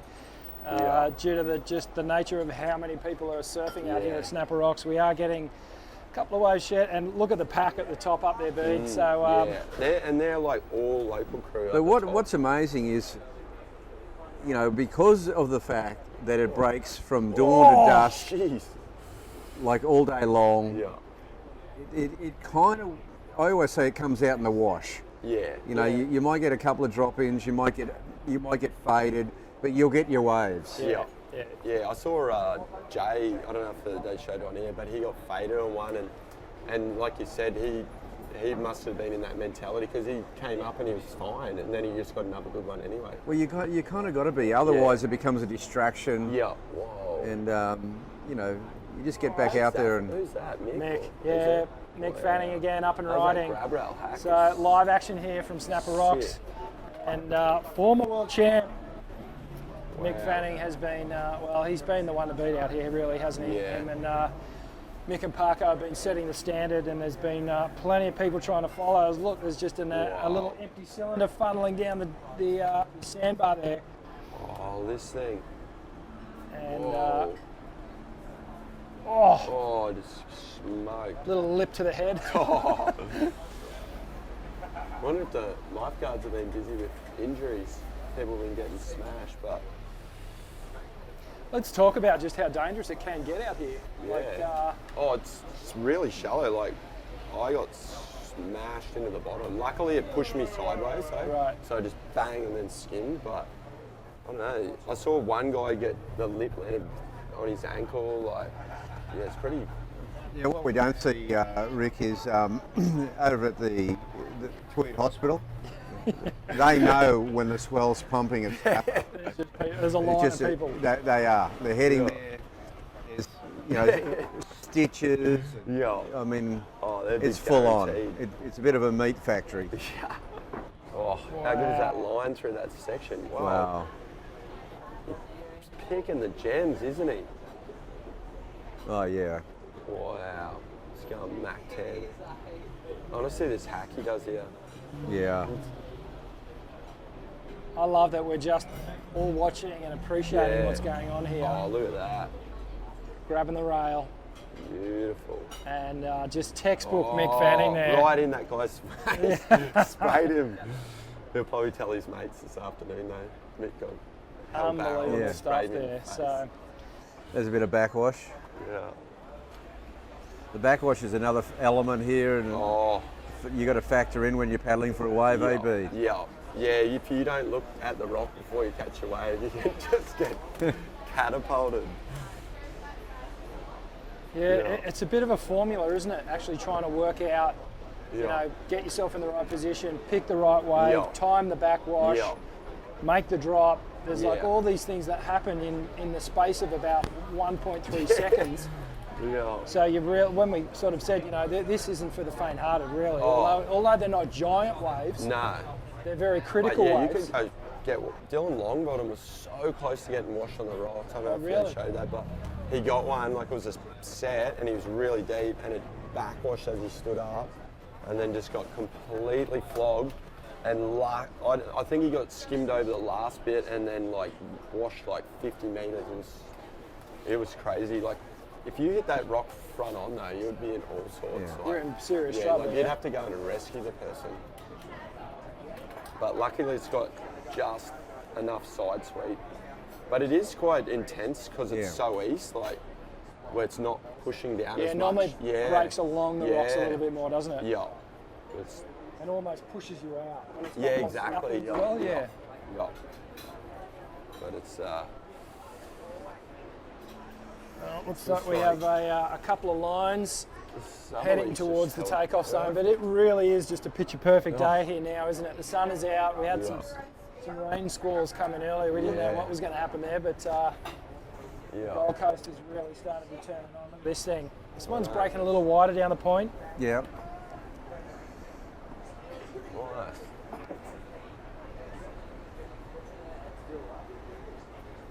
And Wow. Look at that. It's ruler edge, isn't it?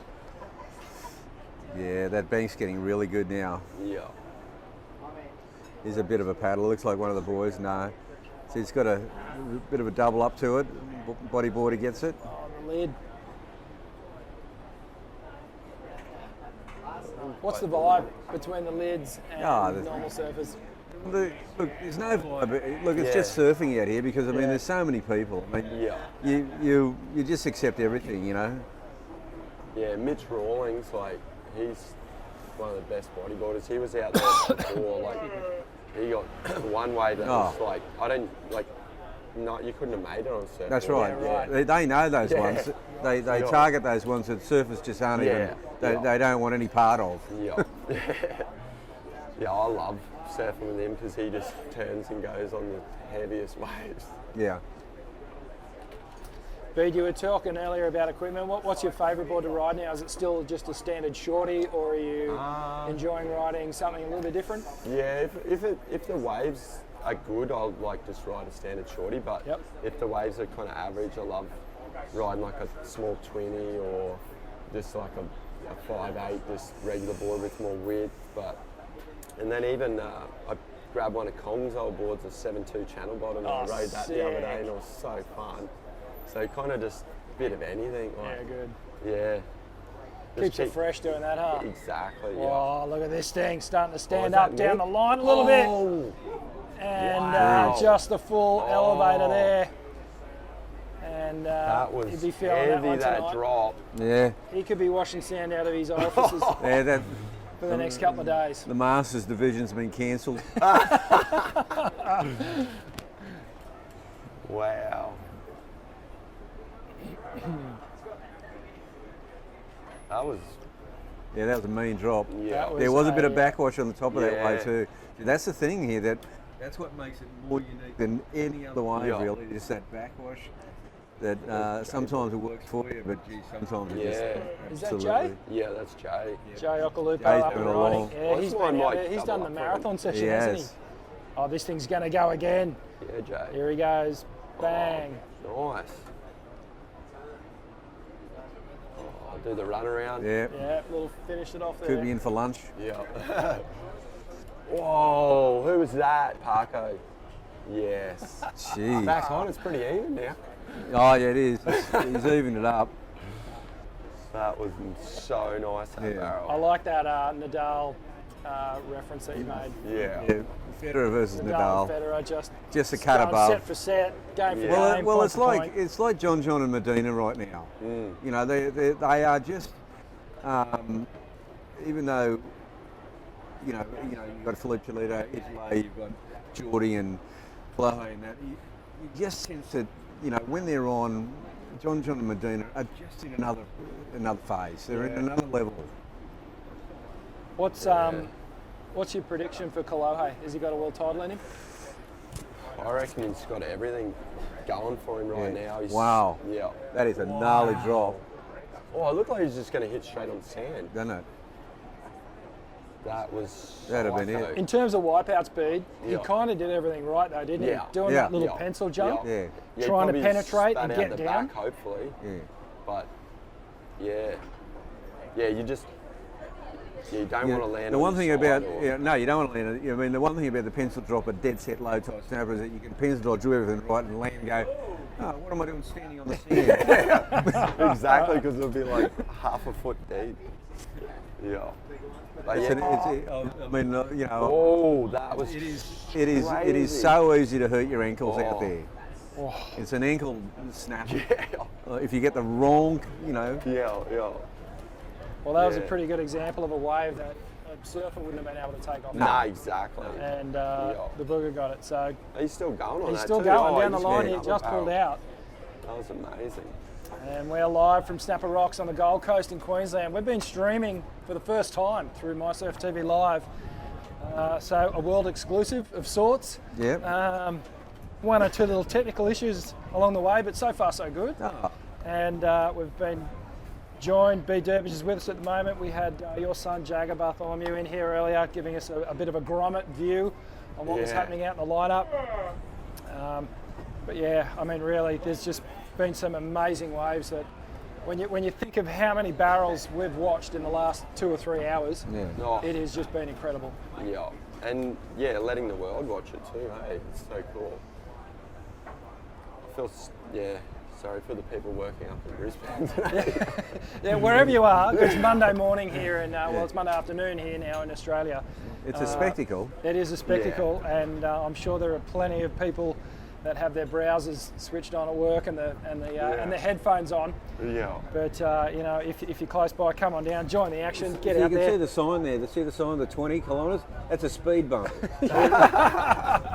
that's what. Yeah. That's for the surfers, not the traffic. Yeah.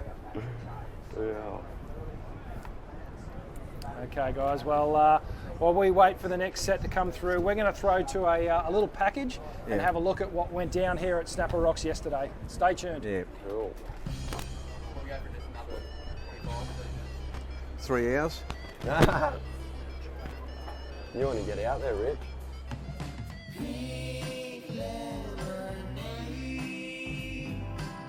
I would like to drink it in cold rain.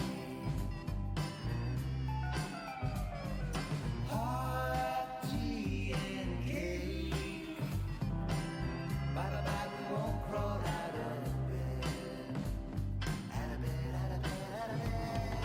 Sun, go away, come back another day. But if you choose to stay minutes and hours, sipping sour lemonade.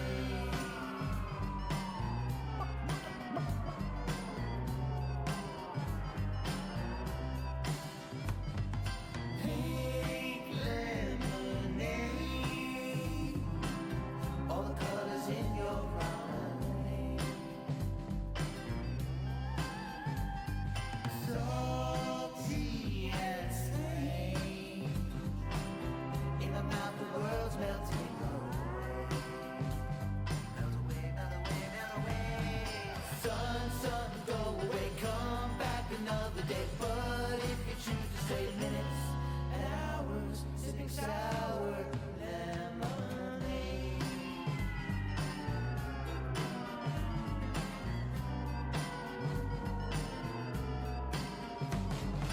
Pink lemonade, I would like to drink it in cold rain. Hot tea and cake. Bye, we won't crawl out of bed. Sun, go away, come back another day. But if you choose to stay minutes and hours, sipping sour lemonade.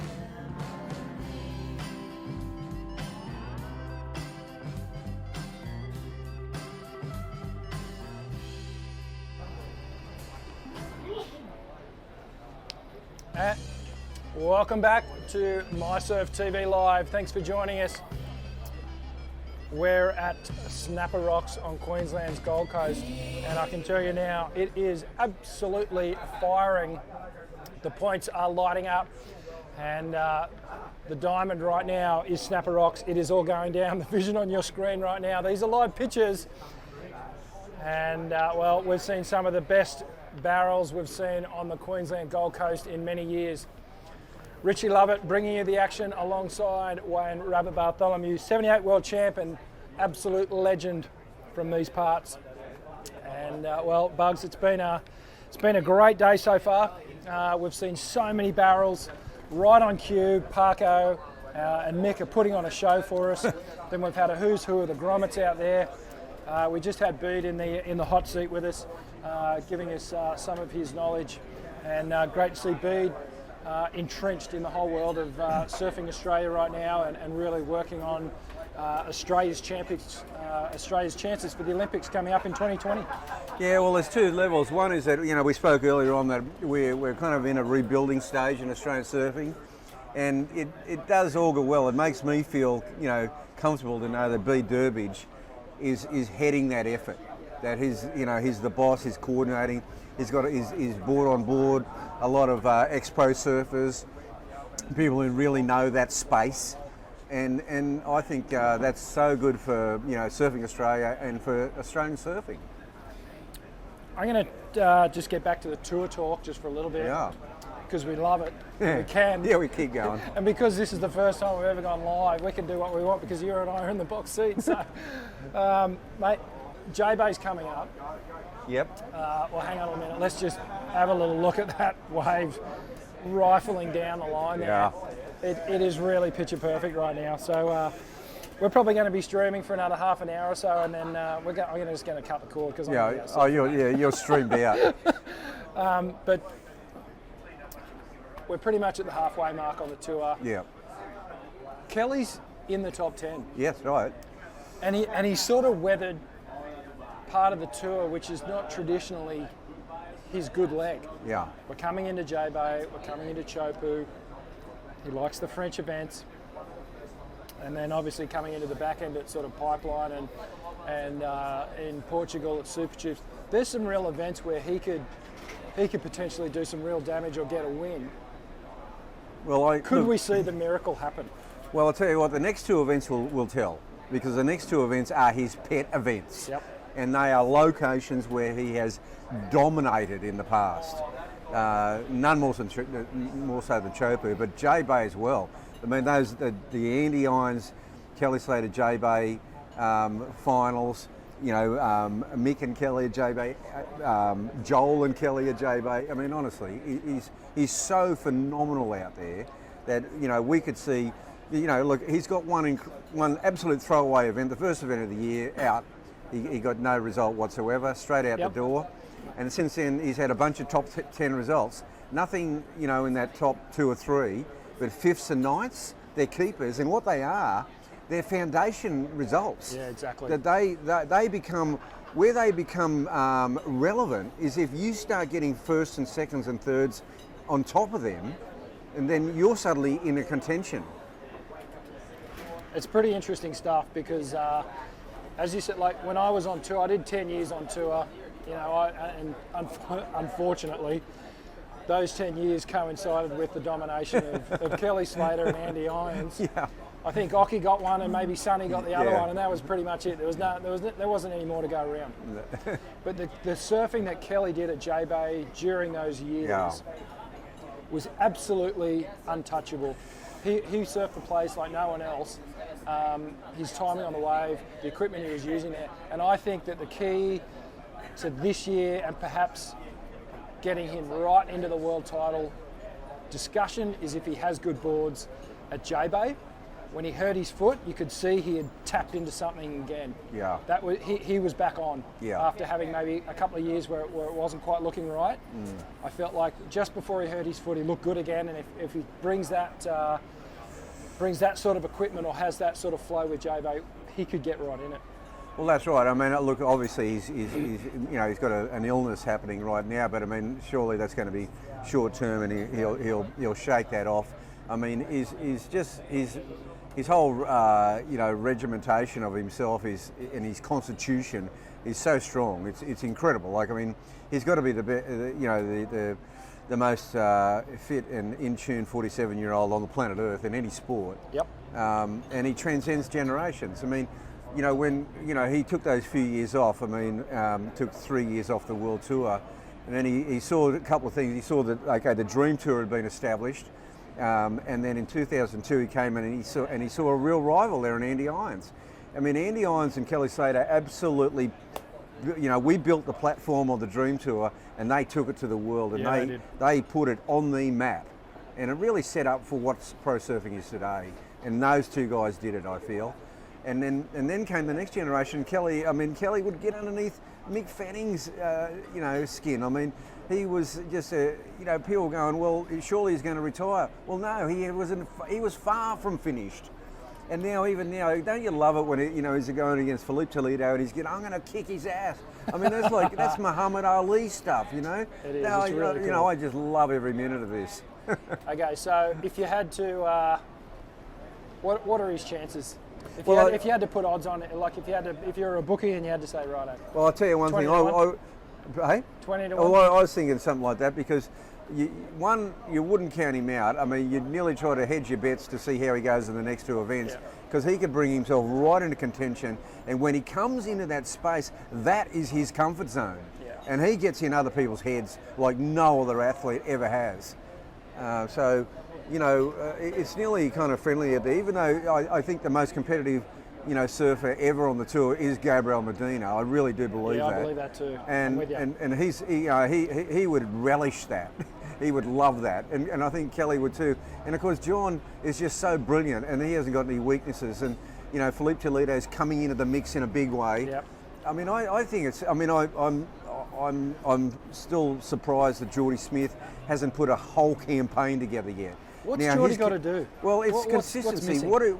It's kind of like I used to see Taj do it a lot. Like Taj got a lot of runner-ups in the world titles, and what I noticed about it was that he'd have a big win, and then I think he'd just internally celebrate. Right. Not celebrate like get on it and like not be ready for the next event, but just was internally like, got it. and exhale. Yeah. And I think that's what Geordie does a bit. He Okay. has a huge result, and then he exhales, and he'll just, he'll just not take the care in the early rounds that he should, and just maybe make a little judgment area, and then it bites him on the bum. Because there is something about the clinical nature of how Gabby and Philippe and those guys, they go through the early rounds. You kind of don't even expect them to lose before the quarterfinals. No. And most of the time they don't. They're tight they're tight. They just know game plan. exactly what they're doing. They never look like losing, whereas Geordie, sometimes you kind of go, is he going to actually get through this one? And there's that kind of seed of doubt there. Like halfway through a heat and that he'll take a wave and go, why? Why did you do that? Just little things, little fundamental. I think they're just concentration slips, and whereas Gabriel and that he'll basically beat his opponent on the beach. Yeah. And Geordie has got all the weaponry. I think he's surfing better than he's ever surfed. So he's in the mix, And then and the wild card is you throw Kelly in there, and of course, Kalahe's he's had this bunch of really, really good high results without the win. Yeah.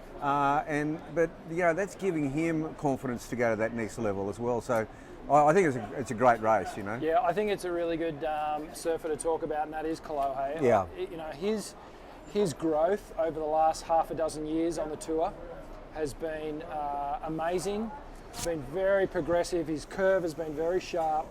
Came on super green. He even looked like a kid. Yeah, he did. And now he looks like a man. He trains like a man possessed. Yeah. He's really taken the framework of what Mick did. I agree. And he's taken that next level.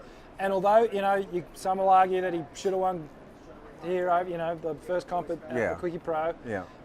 And he's been right in the mix almost every other event since. Pretty much. So once he does get that win, I feel like he's going to be right in the world title mix for the next couple of years. Well, he's no longer making any slip-ups in the early rounds. Correct. That's a big deal.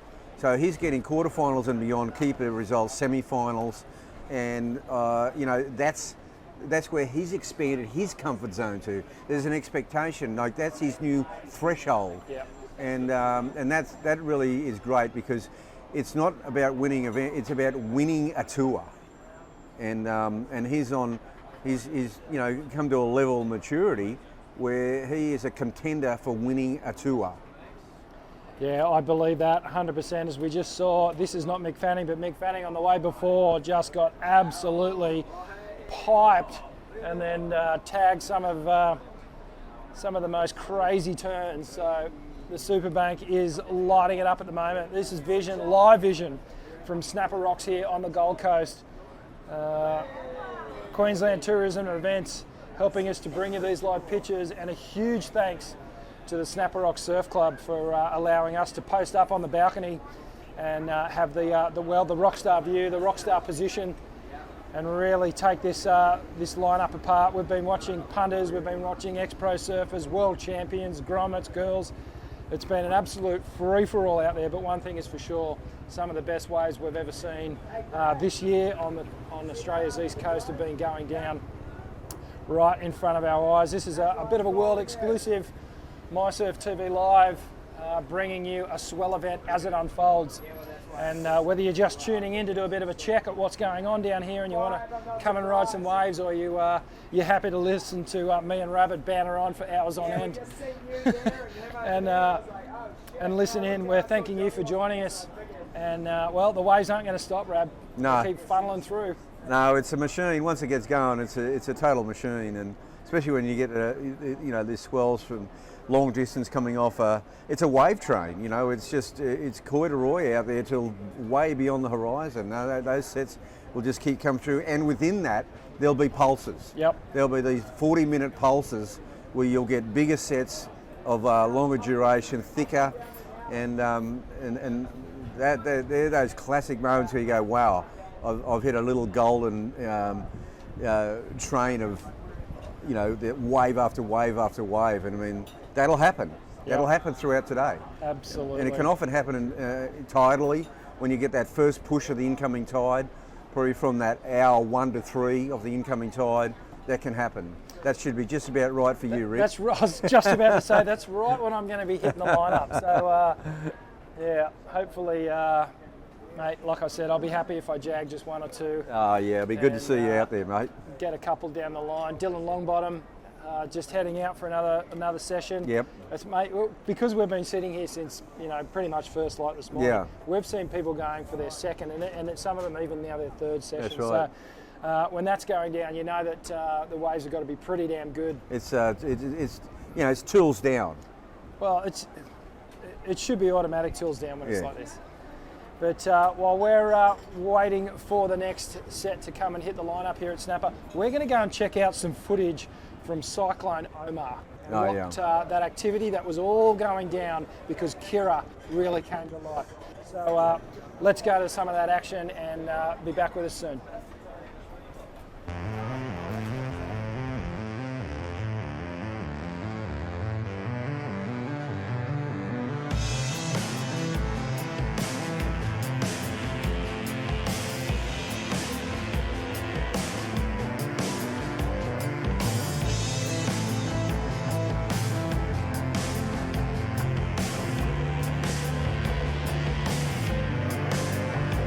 I was a ghost in the world.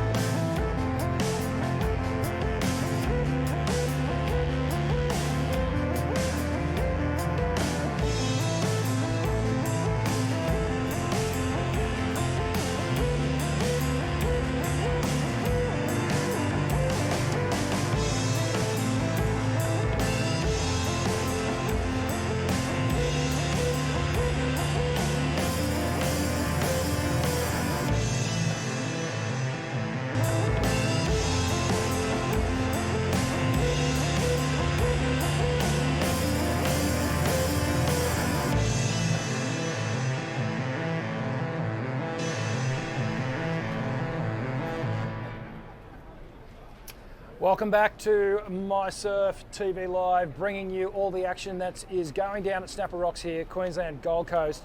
And it is absolutely firing out there. It's a perfect day here at Snapper, and it just so happens to be on a Monday. But it doesn't seem to have deterred anyone from turning up and having a crack at this. But, well, the wave of your life is on offer, as we can see there. Just, well, everyone from just the average everyday surfer all the way through to world champs are out there getting amongst it. The whole premise of this mySURFtv Live is to give you a little snapshot into this amazing swell event that is going on the east coast of Australia right now.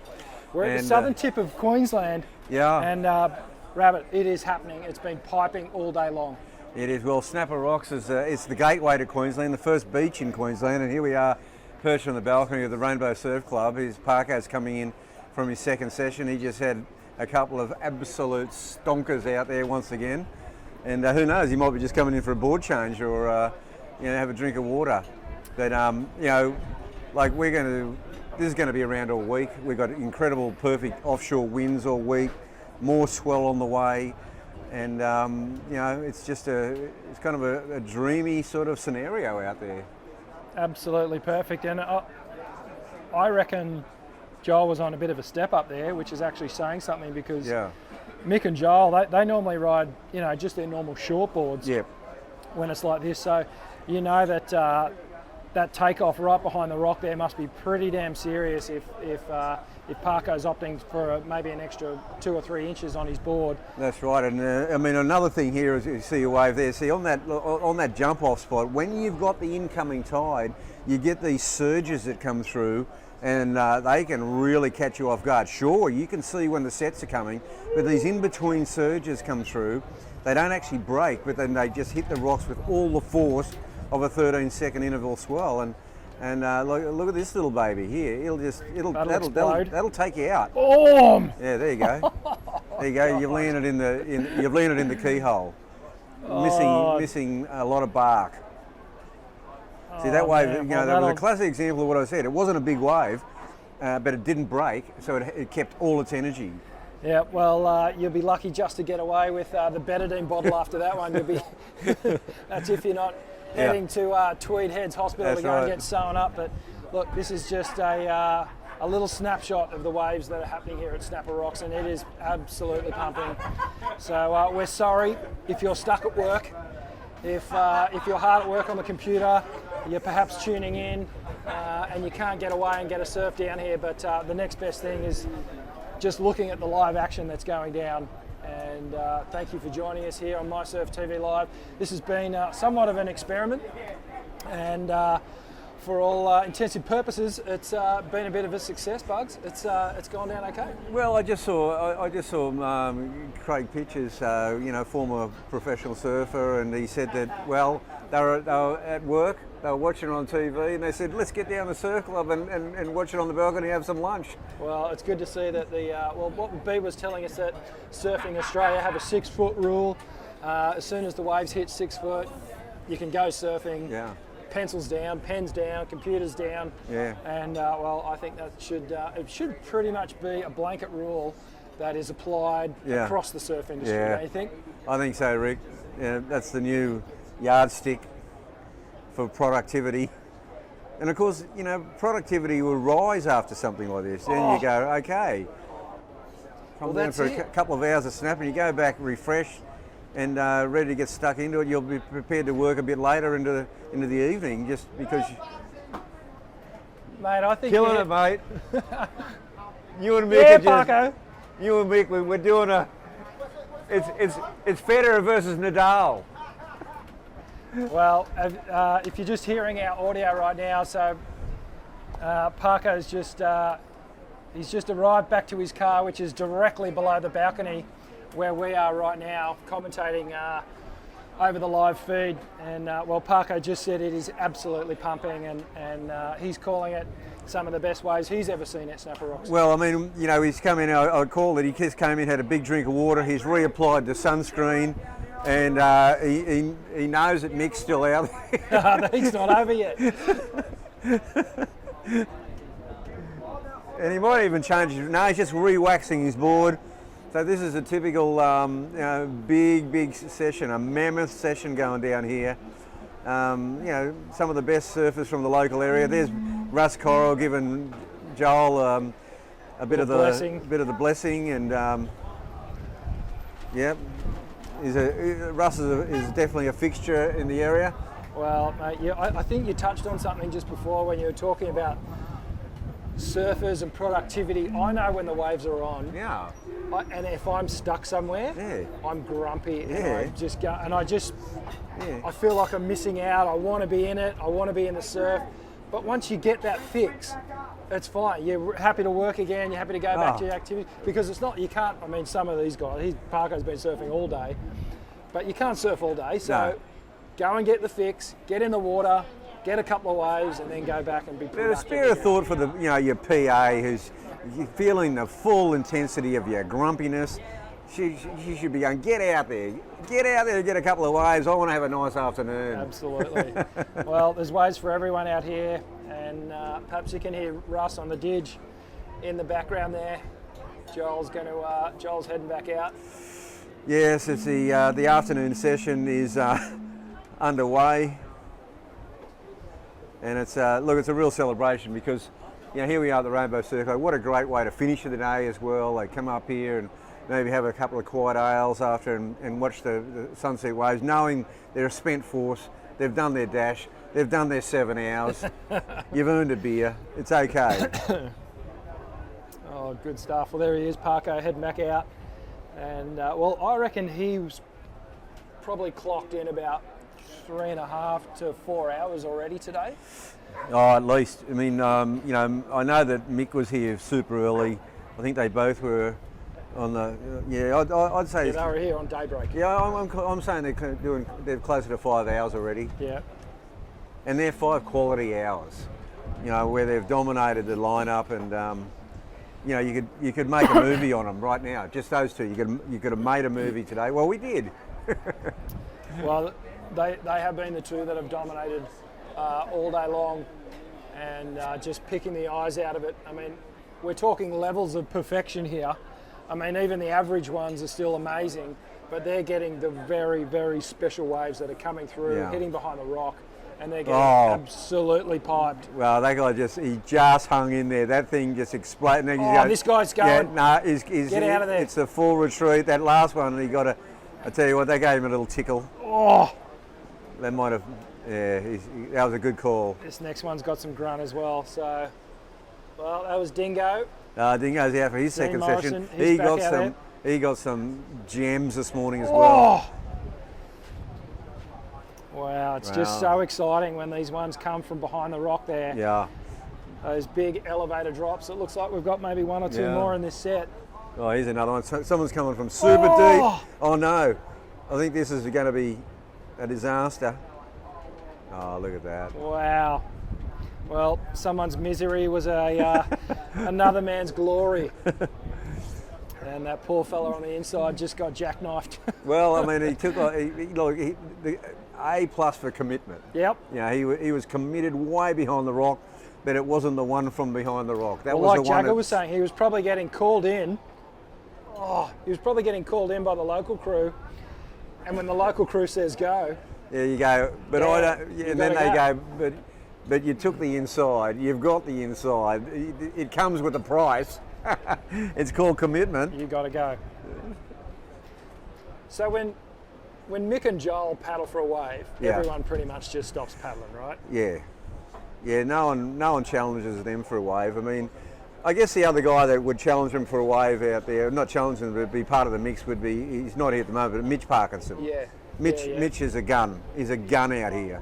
He's probably, I'd say Mitch is probably the prince of Rainbow, and then you got the guys like Jagger and then behind him, but Mitch is, if these guys are the kings, or Mitch should be the prince. Yeah, okay. Well, he's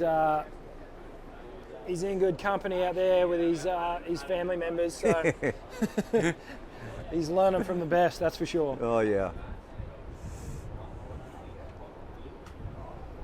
And well, just a few people here, Rabbit, and where would you rather be, really?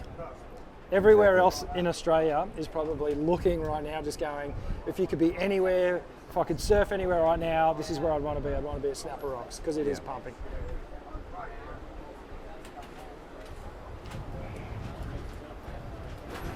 I think that could have been Chris Affis on that one just before. He's been a good contender for well, most improved, and I don't know if we're going to be able to give him best on ground, but he's definitely put in a damn good showing today. Oh, he has, yeah. I mean, he cut his teeth down there in Gowrie, and he fits into the groove up here really well.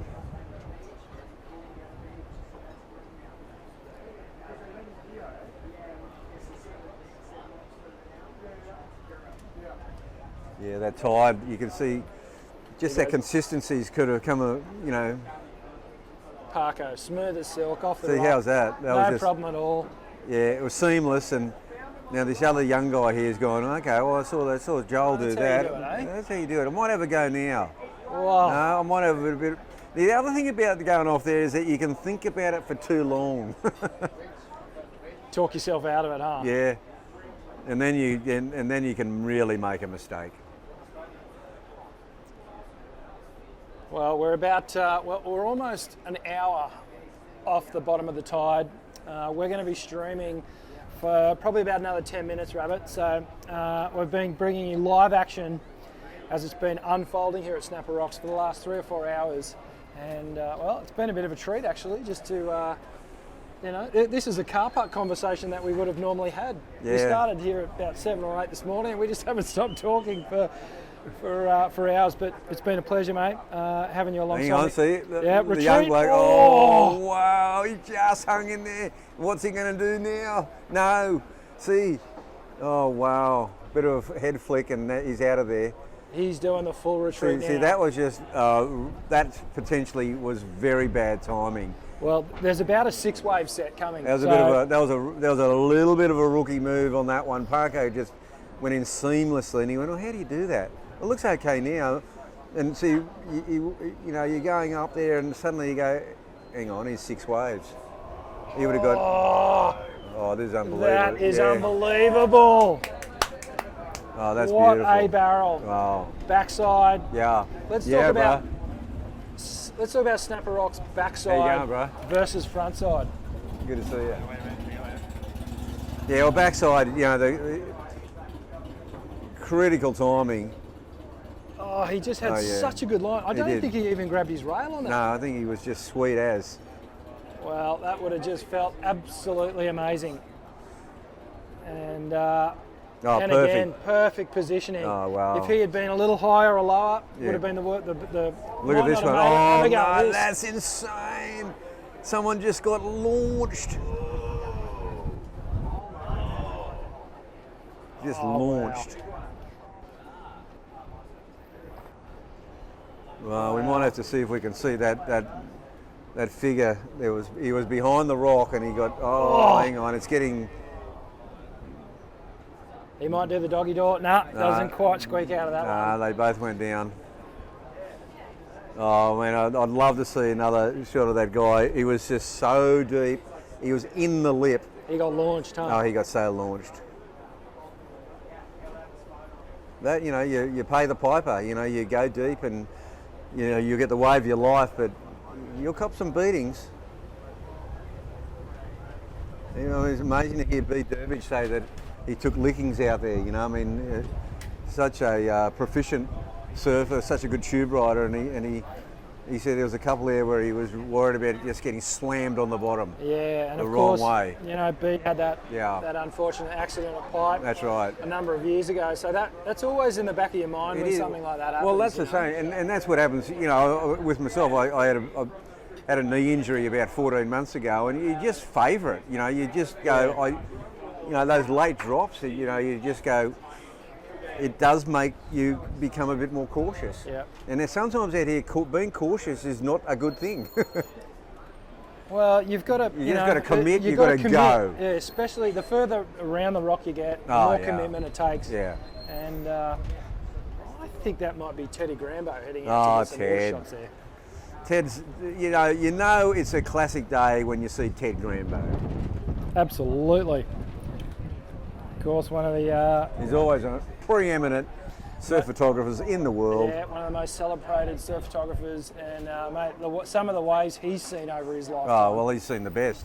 The best of the best. He's had an amazing life, really, because he goes to the most amazing places, and his photography is incredible. Good guy, Ted. Well, classic scenes down here at Snapper Rocks all day long. The lineup has been busy.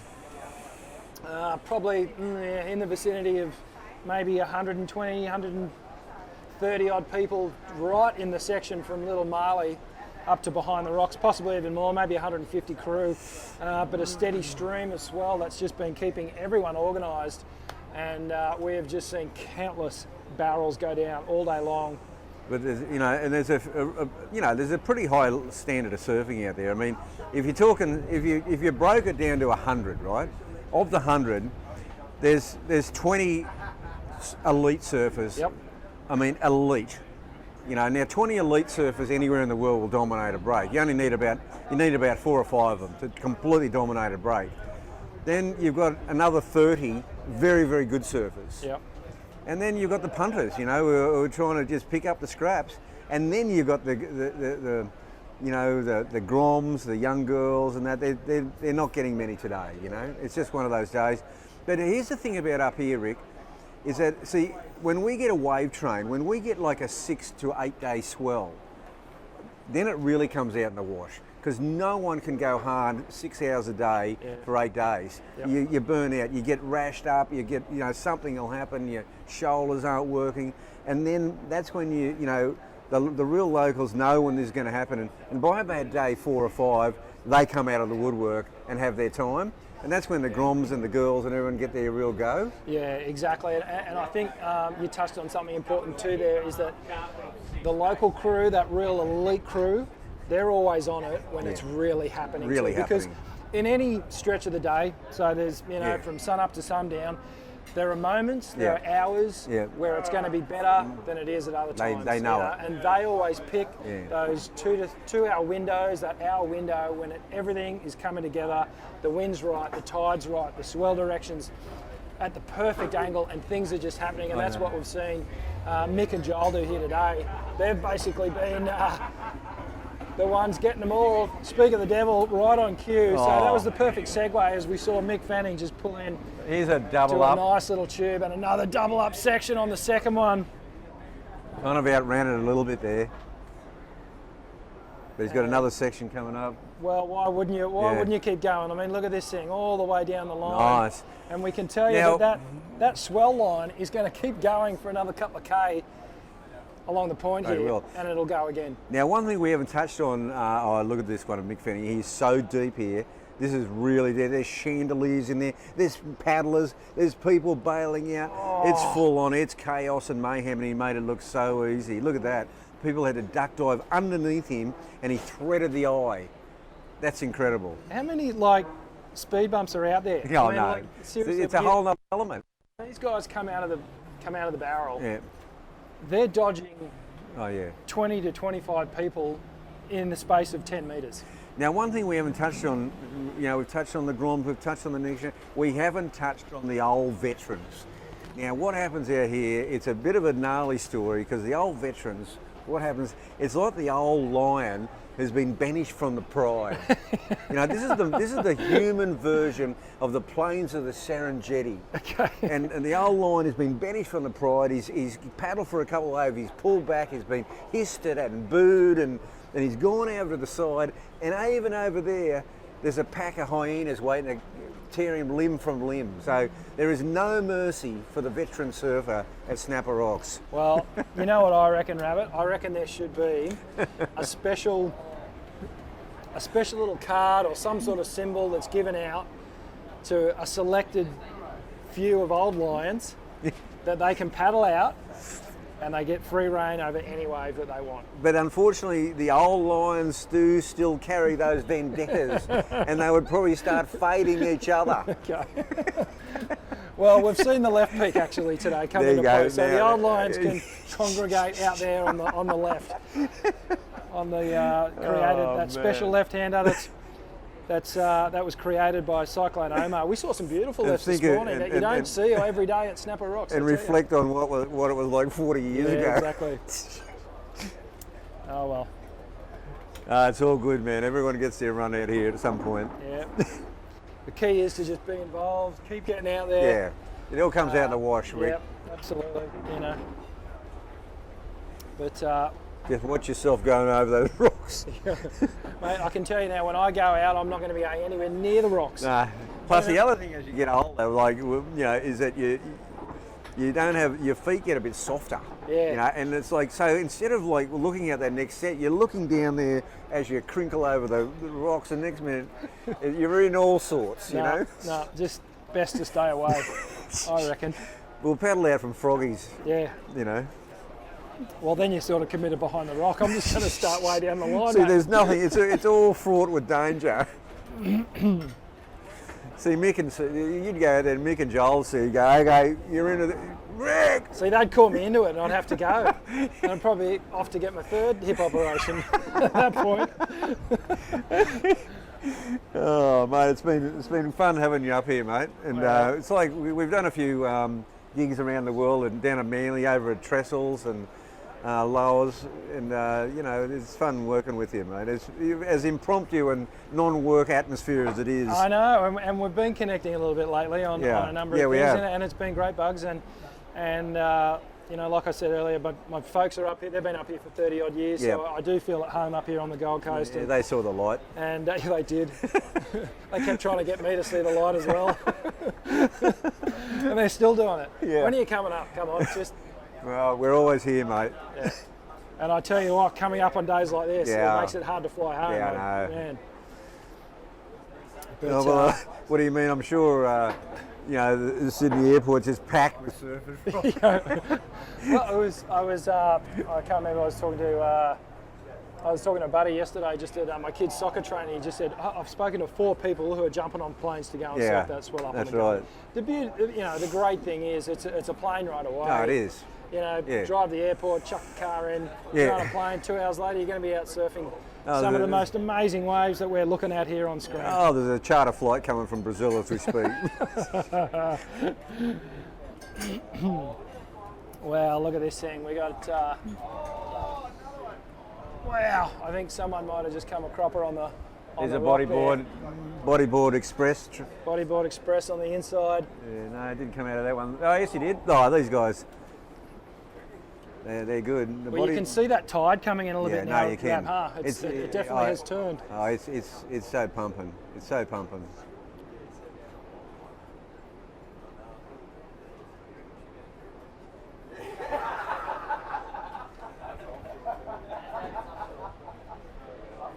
Wow, there's a stream. There's just a constant pack. It's just full on. Yeah, I reckon the pack right now is probably looking the thickest. It's looking mean right now. Those that have missed out so far are just going for all the scraps down here like that one there. I just did a quick kind of estimate. Yeah. Took a little block of 10 surfers. Well, you've got to go 10, per 10, square 10, metre 10, though. 10. Per square metre, Rick. So it's I reckon there's a lot more than you think. I'll tell you. I reckon we're almost 200. Yeah, now you're talking. We're talking 200 out of Snapper right now as we speak. Here's a great drone angle, and you can see just humans everywhere. Yeah. But, well, mate, it's moth to a flame, it's beast to honey. How could you not? Look at this. This is what surfers, this is what we dream about. You know, these are these special days that happen once in a while, and, well, you just got to be on them. And have a look at this thing, Mick Fanning up and riding, and just, well, threading the needle here. And that is just textbook Mick Fanning. Yeah, he might have reclaimed the yellow jersey. Parko sort of came in for that drink. It's like a Formula One race. He's come into the pits, but while he has, the McLaren driver's gone to the lead. You know, like that's exactly what it's like. And, like Lewis Hamilton and Sebastian Vettel. Well, we might have to start up a bit of a petition to get Mick Fanning back on tour because. Well, from what we've seen today, I'd love to see that, take that to J-Bay. Oh my God. And we know how deadly he can be at that place. Well, he'd be coming in from this swell, getting on a plane, going to J-Bay. How tuned in would you have to Oh. be? He could nearly basically just sit there and wait for his heat. You go, practice not required. Although you don't go to Jobo and practice, you go there just like here and surf your brains out. Well, there's some beautiful vision there. This is exactly where we're situated, the Rainbow Bay Surf Club. And the action has been hot in the water here at Snapper Rocks. And well, we've been streaming mySURFtv live for the first time ever. And mate, we've hit it with a bang, Bugs. Oh, So, well, Rabbit, thank yeah. you so much Oh yeah, for thanks, joining Rick. us, mate. It's been an absolute honour. We've got a lot of history together. Hopefully we can make a lot more history in years to come. Oh, well. But yeah, for the first time ever, how'd you feel, mate? Feel good? Well, it's hard to top this one, really. I mean, we could go to any beach, around the world, but I don't know if we could really quite do the, duplicate this day. It was just so magic, and it sort of made it easy for us. Like all we were doing, the canvas was already, out there. We're some of the best surfers in the world, the best local surfers, ranging from the veteran pros, world champions, through to the Groms. It was awesome. Loved it. Love working with you, mate. Awesome. Thanks, Rabbit. Well, mate, I'm actually going to suit up and Yeah, head out there. I love I'm gonna it. Grab a quick bite to eat, Yeah, and good then one. I might jump a plane. If not, I'll be up here surfing the points with you again tomorrow. So, Yeah. mate, we're going to, for all our viewers who have tuned in, thank you so much for joining us. We're actually going to have a couple of camera angles locked off so you guys can keep enjoying the action. The live action that's happening here at Snapper Oh, Rocks. good, yeah. Rabbit and I, we're going to get Yeah. the hell out of Yeah, here. that's right. But we want to thank you for joining us, and stay tuned for the next instalment of mySURFtv Live. We hope you've enjoyed the show. Take care and go and get some waves. Right on, Rick.